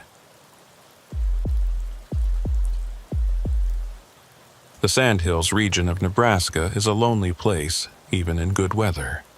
20,000 square miles of rolling, grass-covered dunes, more cattle than people, and roads that stretch to the horizon without a curve. In winter, it becomes something else, a vast, white emptiness where the wind doesn't just blow, it hunts. It searches out every weakness, every gap in your defenses, every moment of doubt. I learned that in March of 2018, when what should have been a routine run turned into the worst night of my life. My name's Judah Merriweather, and I've been hauling cattle for 12 years. It's honest work, hard work, and it takes you to places most people never see. Remote ranches, auction yards in towns with populations under 500. Feedlots that exist as dots on maps that haven't been updated since the 70s. That night, it took me somewhere I wish I'd never been. Somewhere I'm still not entirely convinced exists on any map. I was running empty from Alliance to North Platte, deadheading back after delivering a load of Angus to a feedlot. The trailer was clean, freshly washed out at the delivery site, and I was making good time. The forecast called for light snow, maybe some wind. Nothing a driver with experience couldn't handle. But forecasts in the Sandhills are more like suggestions than predictions. The weather does what it wants out here, and what it wanted that night was to bury everything under 3 feet of snow, while winds gusting to 70 miles per hour turned the world into a white fury. I should have seen it coming. The sky had that look, a flat, oppressive gray that seems to press down on the land like a coffin lid. The kind of sky that makes cattle nervous, and horses refuse to leave their stalls. But I was tired, eager to get home to my apartment in North Platte, eager to sleep in my own bed for once instead of the cramped sleeper berth. So I convinced myself I could outrun it. I've made a lot of stupid decisions in my life, but that one ranks near the top. By the time I hit Highway 2 west of Broken Bow, I knew I'd made a mistake. The snow was coming down in sheets, and the wind was hitting my empty trailer with enough force to shove the whole rig sideways. Empty trailers are a nightmare in crosswinds. They catch the wind like a sail, and you spend more time fighting to stay in your lane than actually driving. I was down to 30 miles per hour, then 20, fighting the wheel just to keep it between the ditches. The road ahead would vanish for seconds at a time, complete whiteout, and I'd be driving on memory and hope. The center line disappeared, the shoulder markers disappeared, everything disappeared except the white and the wind. I was looking for a place to pull over, any ranch access road or wide spot where I could get off the main highway and wait it out. That's when I felt it. That terrible, unmistakable sensation every trucker dreads. The trailer started to drift, black ice under the snow, invisible and deadly as a knife in the dark. I felt the back end step out, swinging wide to the left. My stomach dropped, and time seemed to slow down the way it does in emergencies. I tried to correct gentle pressure on the wheel, foot off the brake, letting the Jake do the work. For a second, I thought I had it. The trailer started to come back in line, and I felt a surge of relief. Then the laws of physics took over, and relief turned to terror. The trailer continued its arc, pulling the cab with it. I was jackknifing, and there wasn't a damn thing I could do about it. I felt the whole rig start to tip. That slow-motion moment where you know what's coming but can't stop it. Time stretched out impossibly. I saw my coffee cup lift off the holder, saw my CB mic swing on its coil, saw the world outside my windshield start to rotate. The passenger side lifted, kept lifting, and then I was going over. The world rotated 90 degrees, and gravity betrayed me. I was lying on the driver's side door, held in place by my seatbelt, looking up at the passenger window like it was a skylight. The crash was less dramatic than you'd think. No explosion, no fireball like in the movies. Just a prolonged crunch and scrape as 53 feet of steel and aluminum settled onto its side in a drift of snow. The engine had died automatically, some safety feature kicking in, and the sudden silence was profound. Just wind, howling like something alive and hungry, and the creak of metal settling into its new position. I hung there for a moment, suspended by my seatbelt, taking inventory. Arms and legs responded when I told them to move. No sharp pains, no wetness that would indicate bleeding. Nothing broken, no blood, just bruised and shaken and scared out of my mind. I could smell diesel, strong and sharp, which meant a leak somewhere. Not good, but not immediately catastrophic. I needed to get out, assess the damage, call for help. I unbuckled, and gravity immediately claimed me. I fell the 2 feet to the driver's side door, landing awkwardly on my shoulder. Pain shot through my arm, but it was the dull ache of impact, not the sharp lightning of a brake. I took a moment to breathe, to let the adrenaline settle, to think clearly. The passenger door was now above me, my only exit unless I wanted to try to squeeze through the broken windshield. I stood on the driver's side window, glass crunching under my boots, and reached up to push open the passenger door. It was heavier than I expected, fighting gravity, but I managed to get it open and prop it with my shoulder while I climbed up and out. The wind hit me the moment I emerged, stealing my breath and driving snow into every gap in my clothing. I pulled myself out completely and dropped to the ground, or what I thought was the ground. My feet sank into snow up to my thighs. The visibility was maybe 10 feet on a good second, less when the wind gusted. Just enough to see my rig lying on its side like a dead animal, trailer jackknifed at that terrible angle that tells you immediately that this isn't going to be a simple fix. The whole passenger side was exposed, scraped, and dented, and I could see diesel dripping from somewhere underneath, dark spots spreading in the white snow. I pushed through the snow to the cab, fighting for every step, and tried my phone. No signal, of course not. Out here in the sandhills, you're lucky to get a signal on a clear day when you're standing on high ground. In this storm, in this valley, forget it. The phone was just an expensive paperweight. I tried the CB next, reaching through the open passenger door to grab the mic. I keyed it up, heard the squelch, felt a moment of hope. Mayday, Mayday, this is a rolled semi on Highway 2, approximately 20 miles west of a broken bow. I need assistance, over. Static. Dead. Empty static. I tried again, switching channels, trying the emergency frequency. Nothing. The storm was eating radio signals like it was hungry for them. I was on my own, at least for now. I knew the basics of survival. Stay with the vehicle. Don't try to walk in a whiteout. Wait for help. The rig, even on its side, offered shelter. I had emergency supplies in the sleeper: blankets, water, some food, road flares. I had a half tank of fuel, which meant I could run the auxiliary heater if I could get the electrical system working. I could last until the storm broke or until help arrived. I just needed to secure the scene, make myself as visible as possible, and wait. I was climbing back up toward the passenger door, planning to grab my emergency kit, when I saw them. The tracks. They were in the snow, maybe 20 feet from my truck, leading from the tree line on the north side of the road. Boot prints. Human-sized, but spaced wrong. Too far apart, like whoever made them had an unnaturally long stride or had been running. But the tracks weren't frantic or scattered. They were methodical, purposeful, a straight line from the trees to my truck. I followed them with my eyes, my heart starting to pound for reasons that had nothing to do with the cold. The tracks led right up to my passenger door, the door that had been facing up, the door I'd just climbed out of. They circled the cab once, then headed back toward the trees. Someone had been here. While I was inside, hanging in my seatbelt, taking inventory, someone had approached my overturned rig, looked in, circled it, and then left.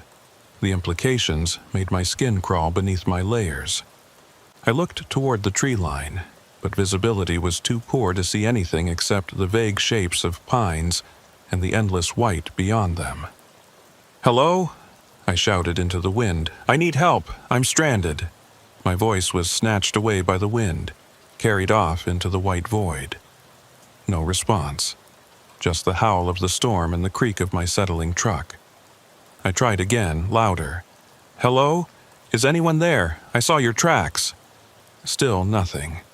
Whoever had made those tracks had either not heard me or chose not to respond. I stood there in the snow, wind cutting through my layers, trying to decide what to do. The tracks were fresh. I could tell by the way the edges were still sharp, not yet filled in by blowing snow. They couldn't be more than a few minutes old, which meant whoever made them had approached while I was unconscious or disoriented right after the crash. They'd looked in, seen me, and then left without offering help or making their presence known. Why? The wind gusted hard, and I staggered, catching myself against the trailer. The cold was starting to seep in now, that insidious chill that starts at your extremities and works its way inward. I needed to make a decision. Get back in the cab, seal myself in as best I could, and wait for help. Or follow those tracks, see if they led to a house or ranch where I could call for assistance. The smart choice was obvious. Stay with the vehicle. That's rule 1 of winter survival. But those tracks bothered me. The spacing, the purposeful way they approached, and then retreated. The silence. Something about them felt wrong in a way I couldn't articulate. I made my decision. I'd get back in the cab, get my emergency supplies, and make myself as secure as possible. I'd set out flares once the wind died down enough that they wouldn't immediately blow out, and I'd keep my knife close, just in case whoever made those tracks decided to come back. I was halfway back to the passenger door when I heard it. An engine. Diesel, heavy, getting closer. Relief flooded through me like warm water.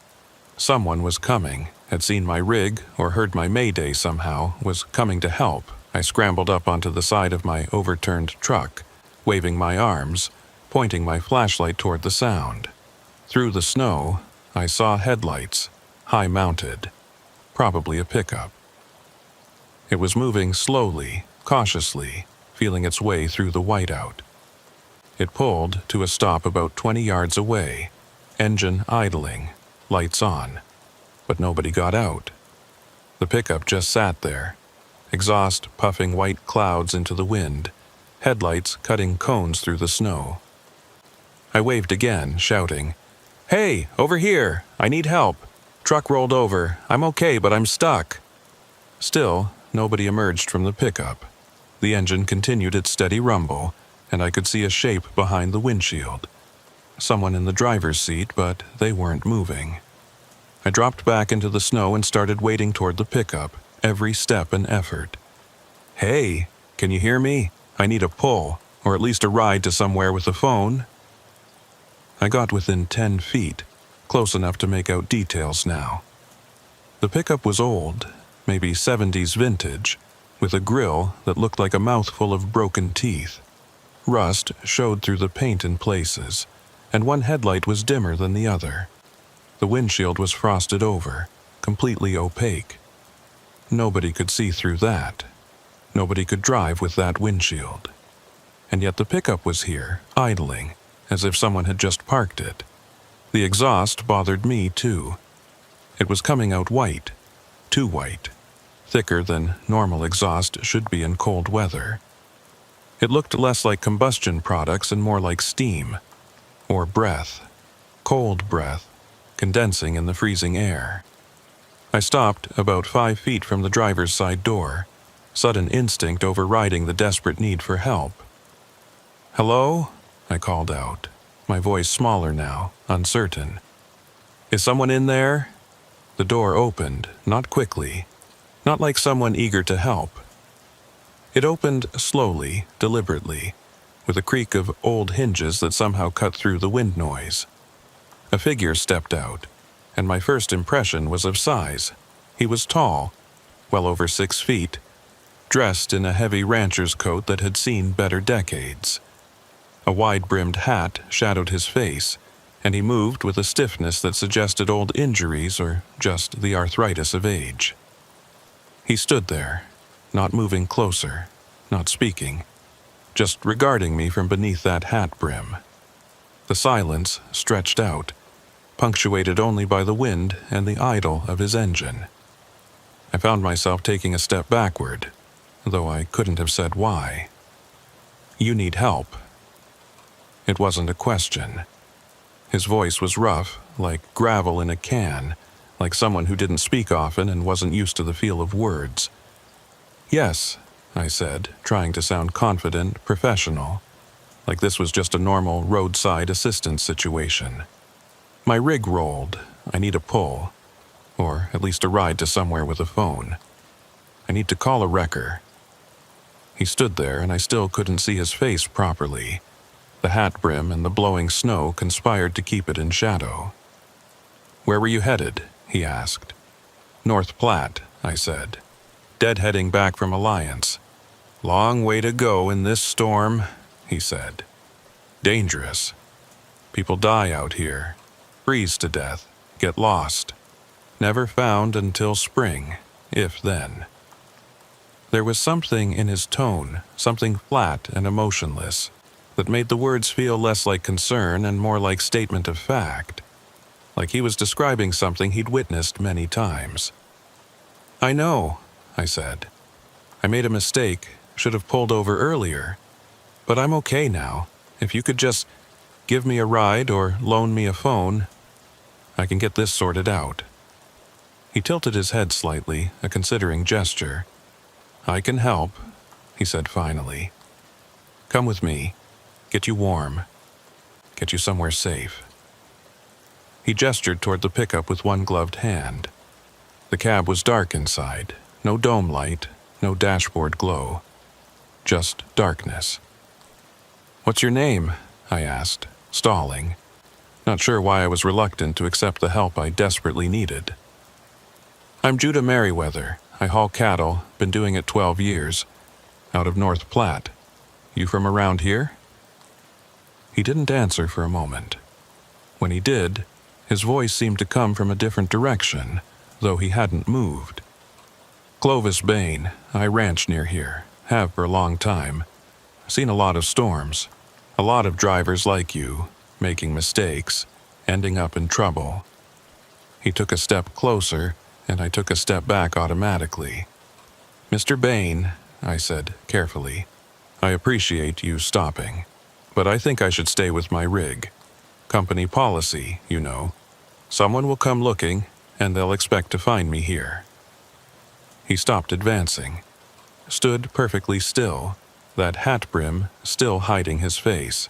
"Company policy," he repeated slowly, like he was tasting the words. "That's smart. Staying with your vehicle, that's what they tell you. But out here, in storms like this, sometimes the vehicle becomes a tomb. Sometimes staying put means freezing. Dying alone in the dark while help drives right past, can't see you through the white." He wasn't wrong. That was the nightmare scenario every winter driver feared. Getting stuck, staying put like you're supposed to, and then help never arriving. Dying of exposure while following the rules. "How far is your ranch?" I asked. "Could you make a call from there? Let dispatch know my situation." "Ranch is close," he said, gesturing vaguely east. "Close enough, and I have a phone, landline, very reliable.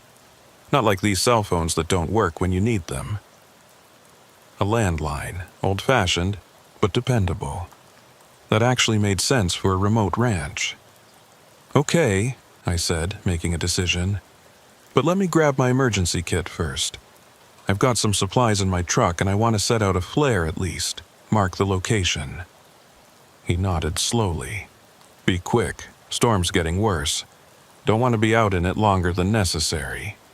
I turned and started back toward my overturned rig, moving as fast as the snow would allow.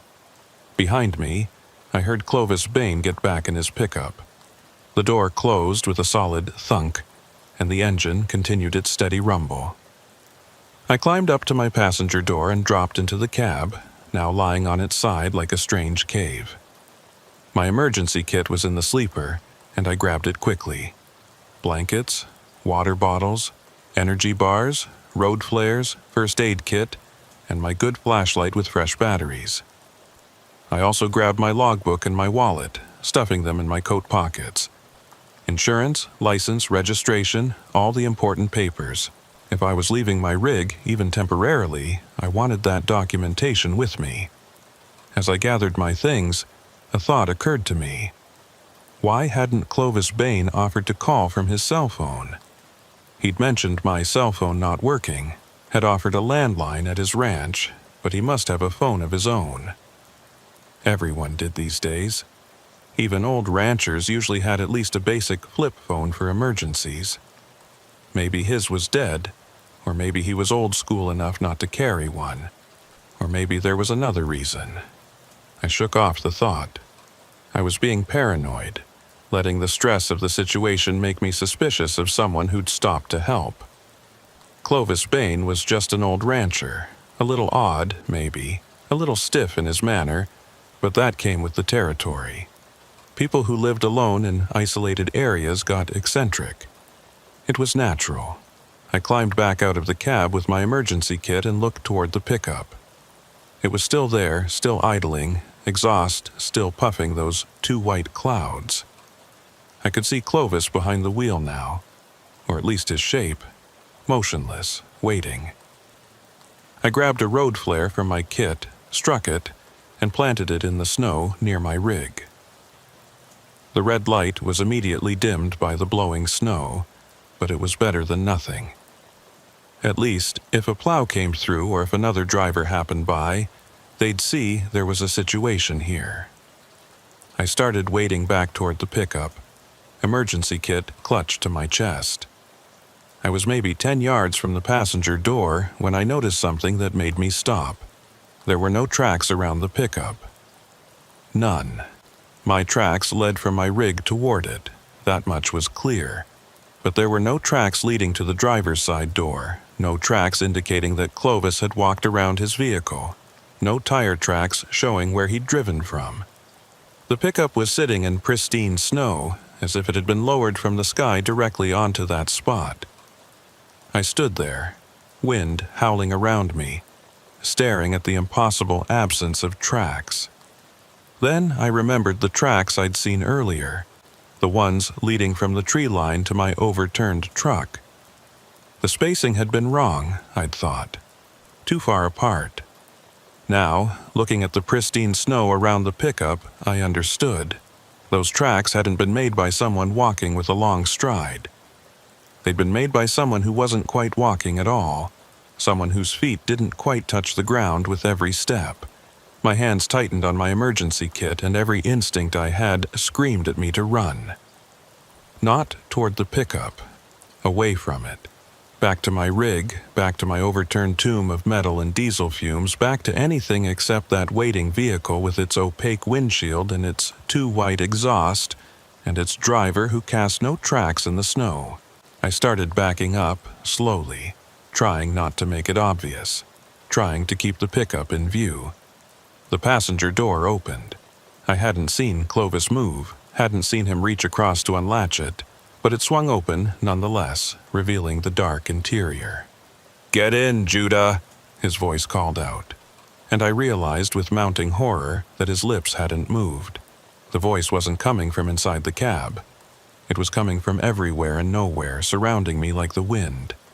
"Get in. We have a long way to go, a long way down."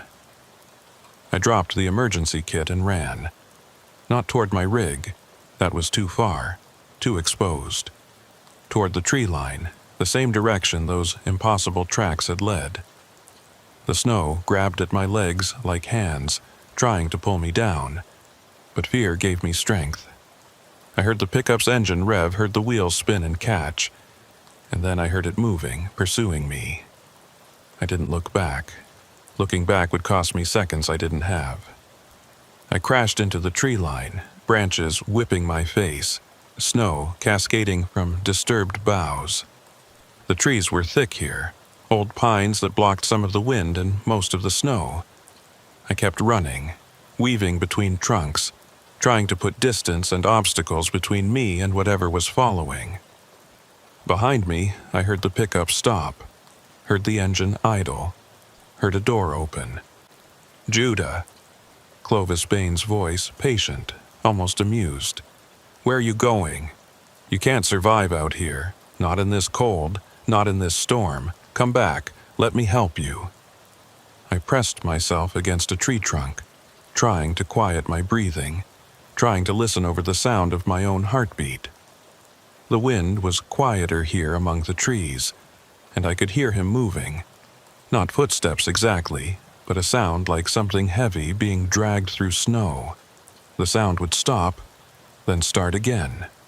Stop, then start. He was searching, methodically, patiently, hunting.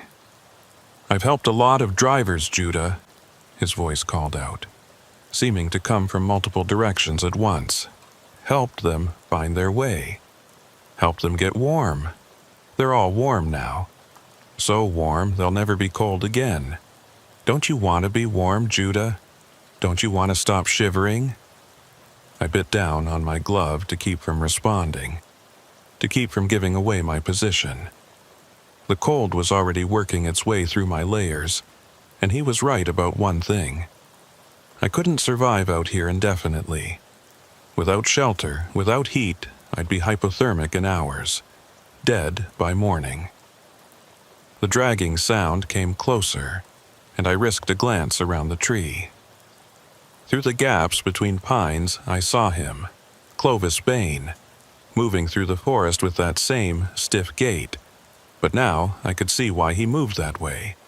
His legs weren't quite bending right, weren't articulating the way human joints should. He moved more like a puppet, animated by something that didn't quite understand how bodies worked. And his face, God help me, I finally saw his face. The hat had been knocked off by a low branch, and what I saw underneath made my stomach lurch. It was a face, technically. It had all the right parts in approximately the right places, but the skin was too tight, stretched over the skull like canvas over a frame. The eyes were completely white, no iris, no pupil, just blank white that seemed to glow faintly in the dim light. And when he smiled, the mouth opened too wide, showing teeth that were too numerous, too sharp, set in gums that were the color of old ice. "There you are," he said, and the voice came from that impossible mouth, distorted, echoing. "Found you." I ran again, pure panic driving me now. There was no plan, no destination, just the desperate animal need to escape. I crashed through underbrush, fell, got up, kept running. Behind me, I heard him following, heard that dragging sound and something else now. Laughter. He was laughing, a sound like wind whistling through a cracked window mixed with something wet and organic. I burst out of the tree line into a small clearing, and that's when I saw it. A structure, half buried in snow. An old line shack or hunting cabin, small and weathered, but it had walls and a roof and a door. Shelter. I ran for it, praying it wasn't locked, praying it was at least partially intact. The door was stuck, swollen with moisture and age, but I hit it with my shoulder and it gave way. I tumbled inside and immediately turned to slam the door shut. Clovis Bain was standing at the edge of the clearing, maybe 30 yards away, watching me. He didn't pursue, just stood there, that too wide smile fixed on his too tight face, and slowly raised one hand in a wave. "See you soon, Judah." His voice carried across the clearing. "Real soon. I'm patient. I can wait." Then he turned and walked back into the trees, moving with that puppet gait, and the forest swallowed him. I stood there shaking, back pressed against the door, lungs burning, mind refusing to process what I'd just seen. This couldn't be real, couldn't be happening. I was hallucinating, had to be. Hypothermia caused hallucinations. Stress caused hallucinations. Maybe I'd hit my head in the rollover, had a concussion, was lying unconscious in my cab right now, dreaming this entire nightmare. But the cold felt real. The rough wood of the door against my back felt real. The burning in my lungs and the terror in my gut felt real. I looked around the cabin, letting my eyes adjust to the dim interior. It was small, maybe 12 by 12, with a single room and a lot pot-bellied stove in the corner. There was a cot against one wall, a small table, a couple of shelves with canned goods covered in dust, a hunting cabin long abandoned by the look of it, but structurally sound enough. The windows were intact, though filthy, and the door, while old, was solid wood. It was shelter. It was more than I'd had 10 minutes ago, but it was also a trap. I was locked in here with whatever Clovis Bain was circling outside. I went to the window and wiped away enough grime to see out. The clearing was empty, trees swaying in the wind, snow falling steadily. No sign of the thing that had chased me. But I knew it was out there, waiting, watching. I checked the cabin methodically, looking for anything useful. The shelves yielded cans of beans and soup, so old the labels were barely readable. Matches in a waterproof container, and a half-used bottle of kerosene for the stove. I checked the stove itself and found it clean, functional, with dried wood stacked beside it. Someone had used this place seasonally, probably hunters, and had left it ready for the next season. I could make a fire, generate heat, survive until morning. But morning was at least 12 hours away, probably more. Could I hold out that long? Could I keep whatever was out there from getting in? I started a fire in the stove, more for the psychological comfort than the immediate warmth, though that would come soon enough. As the kindling caught and the wood started to burn properly, I felt some of the terror recede. fire was primal protection, ancient defense against things that hunt in the dark.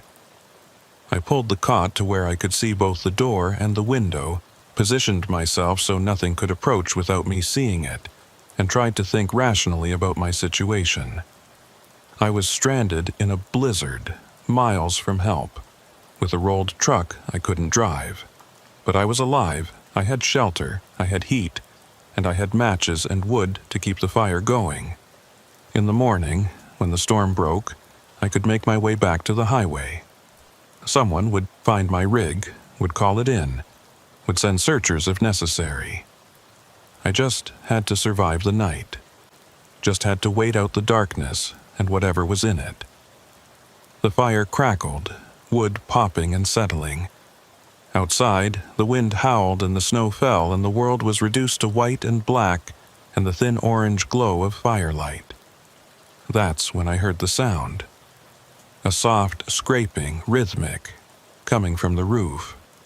Like fingernails, or something like fingernails, scratching against wood shingles. I grabbed a piece of firewood from the stack, a solid length of oak that would make a decent club, and moved to the center of the room where I could watch all directions.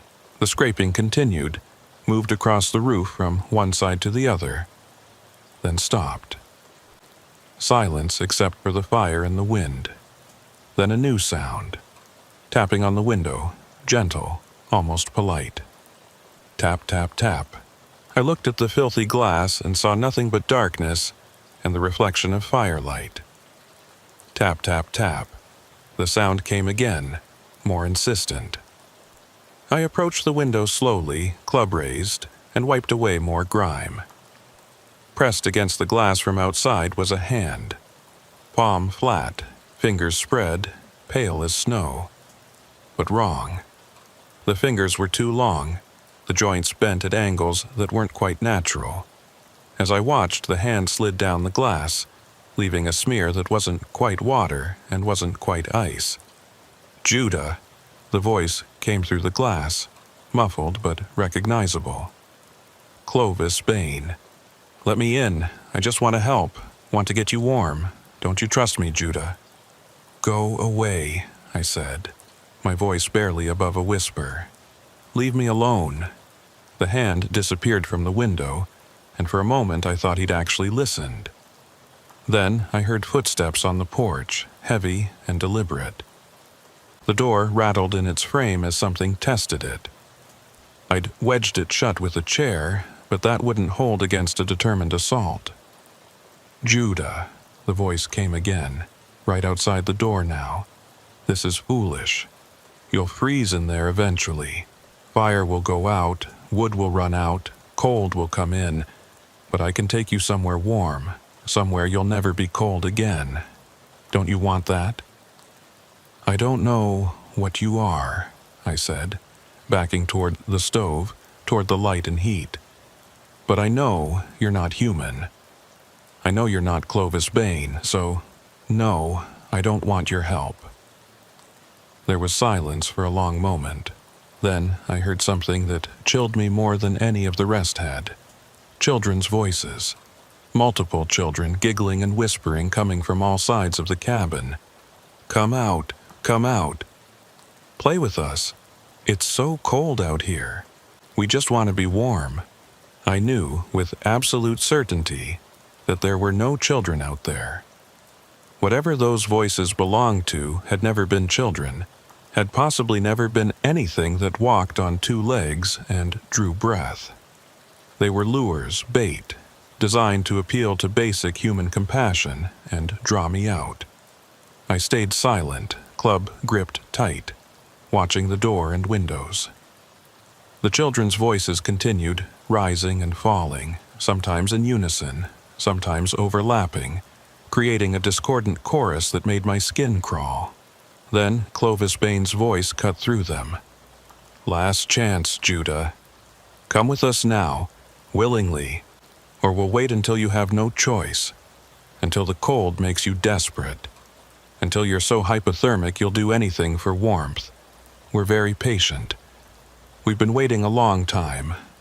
What's one more night? The sounds stopped, all of them, simultaneously. The scratching, the tapping, the voices. Just the wind and the fire, and my own ragged breathing. I stood there for what felt like hours, but was probably only minutes, waiting for them to return. They didn't. The night stretched out, and I fed the fire, kept it burning, kept my vigil. I didn't dare sleep. Didn't dare let my guard down. Every creak of the cabin settling, every gust of wind, every pop of the fire made me jump. But nothing came. No more voices, no more scraping, no more hands pressed against the glass. Had they given up? Or were they just waiting, out there in the dark, patient as promised? As the hours crawled by and adrenaline faded, exhaustion started to creep in. The warmth from the stove was making me drowsy, and I had to fight to keep my eyes open. I knew that falling asleep could be fatal, could leave me vulnerable. But I was so tired, so very tired. I must have dozed off at some point because I woke with a start to find the fire had burned down to coals and the cabin was significantly colder. According to my watch, it was 4 a.m. I'd been out for maybe 2 hours. I immediately checked the door and windows. Everything was still secure. Outside, I could see the first hints of pre-dawn gray. The storm had passed, and in its wake was an eerie stillness. I fed the fire, building it back up, and allowed myself a moment of relief. I'd made it through the night. Whatever those things were, they hadn't gotten in.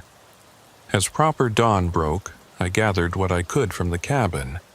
The matches, some of the canned food, an old coat that had been hanging on a peg. Then I carefully opened the door and looked out. The clearing was empty.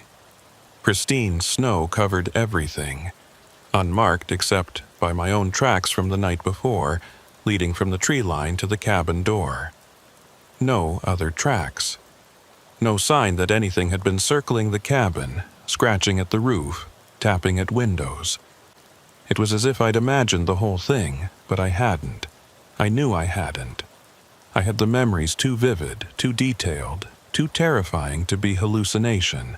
And there, in the snow near the porch, was evidence. The handprint from the window had dripped down and frozen in the snow below. Not water, not ice, but something in between. Something organic. I didn't investigate it closely. I just turned away and started walking back toward where I thought the highway was. The sun was up now, weak winter sun that provided light if not warmth, and I could see farther. My rig should be visible from here with its bright paint and the flare I'd set. I walked for 20 minutes before I saw it. My overturned truck still lying where I'd left it, red flare long since burned out. And beside it, tracks. Fresh tracks, tire prints in the snow. A vehicle had stopped there recently. I approached cautiously, but the vehicle was gone now. What remained was a small orange flag planted in the snow, the kind DOT uses to mark hazards, and a business card tucked under a rock. I picked up the card with shaking hands. It was for a wrecker service out of Broken Bow. On the back, written in pen, was a message. Found your rig at dawn. Called it in. Help is on the way. If you're reading this, find the highway and head east. Plow crews are working the road. Stay safe. Fenwick Hale Wrecker Service. I nearly cried with relief. Someone had found my rig, had called for help, had given me instructions. I was going to make it. I just had to reach the highway, flag down a plow, and this nightmare would be over. I started walking east, following the direction indicated on the card. Within half an hour, I heard the diesel rumble of heavy equipment and saw a snowplow working the road. I waved my arms, and it stopped, the operator leaning out with concern on his face. "You the stuck trucker?" he asked. "Yeah," I said, and my voice cracked with emotion and exhaustion. "Yeah, that's me." He got me into the warm cab of the plow, radioed for an ambulance, wrapped me in blankets. "You're lucky," he said. "Temp got down to 20 below last night. You been out here all night?" "I found shelter," I said. "An old cabin in the woods." He frowned. "Cabin? There's no cabins in this area. It's all state land, no structures allowed." I started to argue, to insist I'd just been there, had spent the night there, but he was already moving on, calling in my rescue, coordinating the wrecker. Maybe I'd been confused about the location. Maybe the cabin was farther than I thought. Or maybe, and this thought settled cold in my stomach, maybe there never was a cabin. Maybe I'd spent the night somewhere else, somewhere that only appears to those who need it, those who are desperate and lost and pursued by things that shouldn't exist.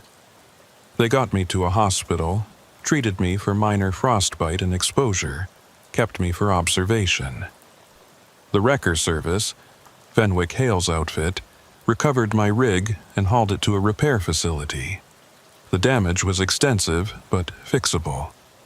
My company was understanding, thankful I'd survived. A deputy sheriff came to take a statement, and I told him most of it. The rollover, getting stuck, seeing the pickup, running into the woods. I left out the parts about Clovis Bain's face, about the children's voices, about the things that circled the cabin all night. He listened politely, wrote it all down. When I finished, he was quiet for a moment. "You mentioned a pickup, an old one? 70s vintage?" "Yeah," I said. "Why?" He pulled out a folder and showed me a photograph. My blood turned cold. It was Clovis Bain's pickup, exactly as I'd seen it, down to the rusty patches and the broken-tooth grill. "Is this what you saw?" "Yes," I whispered. What is it?" The deputy put the photo away. "That truck belonged to a rancher named Clovis Bain. He died in 1983. Got caught in a blizzard on Highway 2, tried to drive home. His truck went off the road about 2 miles from his ranch house. He tried to walk the rest of the way but got disoriented in the whiteout. They found him 3 days after the storm cleared, frozen solid, about halfway between his truck and his house. He was still walking when he died, apparently, frozen mid-stride. How is that possible? Happens sometimes in extreme cold. Body freezes so fast it holds its shape." He looked at me directly. "But here's the thing. In the 30-some years since, there have been reports. Drivers getting stuck in storms on that stretch of highway. Some of them report seeing an old pickup, a man offering a ride. Most refuse. A few accept. What happens to the ones who accept?" His face darkened. "We find them, eventually. Sometimes days later, sometimes weeks. Always frozen, always miles from where they were last seen. Like they wandered off into the storm following someone. One driver we found had walked 12 miles in the wrong direction, directly into the sandhills before he froze. There are no roads that way, no reason to go that direction, but his tracks showed he was following something, following parallel tracks that didn't look quite right. I felt sick. Why didn't you warn me? Put up signs? We tried. We put out advisories every winter. Stay with your vehicle. Don't accept rides from strangers, but how do you tell people not to get in a truck with a dead man? Who believes that?" He stood to leave, then paused.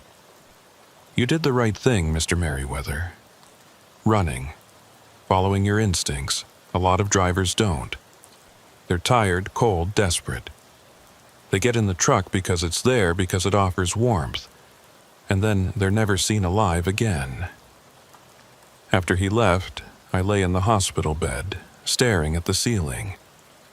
I thought about Clovis Bain, frozen mid-stride, trying to reach home. Thought about how he was still trying, decades later, still offering rides, still promising warmth. But the warmth he offered wasn't life. It was the final warmth of freezing to death. That paradoxical sensation hypothermia victims report right before the end, where they feel hot and start removing clothes. He was trying to take people with him, trying to share that final, fatal warmth. I was released 2 days later. My rig was repaired, and I faced a choice. Quit trucking, find a job that didn't involve winter driving through the sandhills, or get back behind the wheel. I chose to keep driving. But I made changes. Better emergency gear, satellite phone with reliable coverage, extra fuel for the heater. And I made rules. If I get stranded, I stay with my rig, period. No exceptions. I don't accept rides from strangers no matter how desperate I am. I don't follow tracks into the woods. I don't trust old pickups with frosted windshields that appear out of nowhere in storms. It's been 6 years since that night, and I still run freight through Nebraska. I see that stretch of Highway 2 sometimes, and I always feel a chill that has nothing to do with the weather. Because I know what's out there. I know that in the worst storms, when the snow falls so thick you can't see your hood, and the wind howls like something dying, Clovis Bain is still driving his route, still stopping for stranded truckers, still offering rides to somewhere warm. And I know that every few years, some desperate driver accepts that ride, climbs into that truck with its dark interior and its driver who doesn't quite move right, and they're never seen alive again. Sometimes I see the pickup in my mirrors, far behind, pacing me on empty stretches of highway during winter storms. I drive faster when I see it, keep my doors locked, and I pray I never break down again on Highway 2 during a blizzard. Because I know he's waiting, patient as the cold, hungry as the wind, offering warmth that burns like ice and promises that end in frozen silence. Last month, another trucker disappeared on that same stretch. They found his rig 3 days later, rolled in the ditch, driver's door open. No sign of him except tracks leading away from the truck. Tracks that stopped after 50 yards, like he'd simply vanished mid-stride, or climbed into a vehicle that left no tracks of its own. They're still searching, but I know they won't find him. Not alive. When they do find him, he'll be miles from his truck, frozen, that last paradoxical warmth still evident on his face. They'll wonder why he wandered so far in the wrong direction. They'll never understand that he didn't wander. He was following Clovis Bain's last ride home.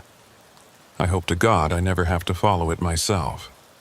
But out there in the sandhills, in the white hell of a blizzard, hope is a thin and fragile thing, and the dead drive their routes forever.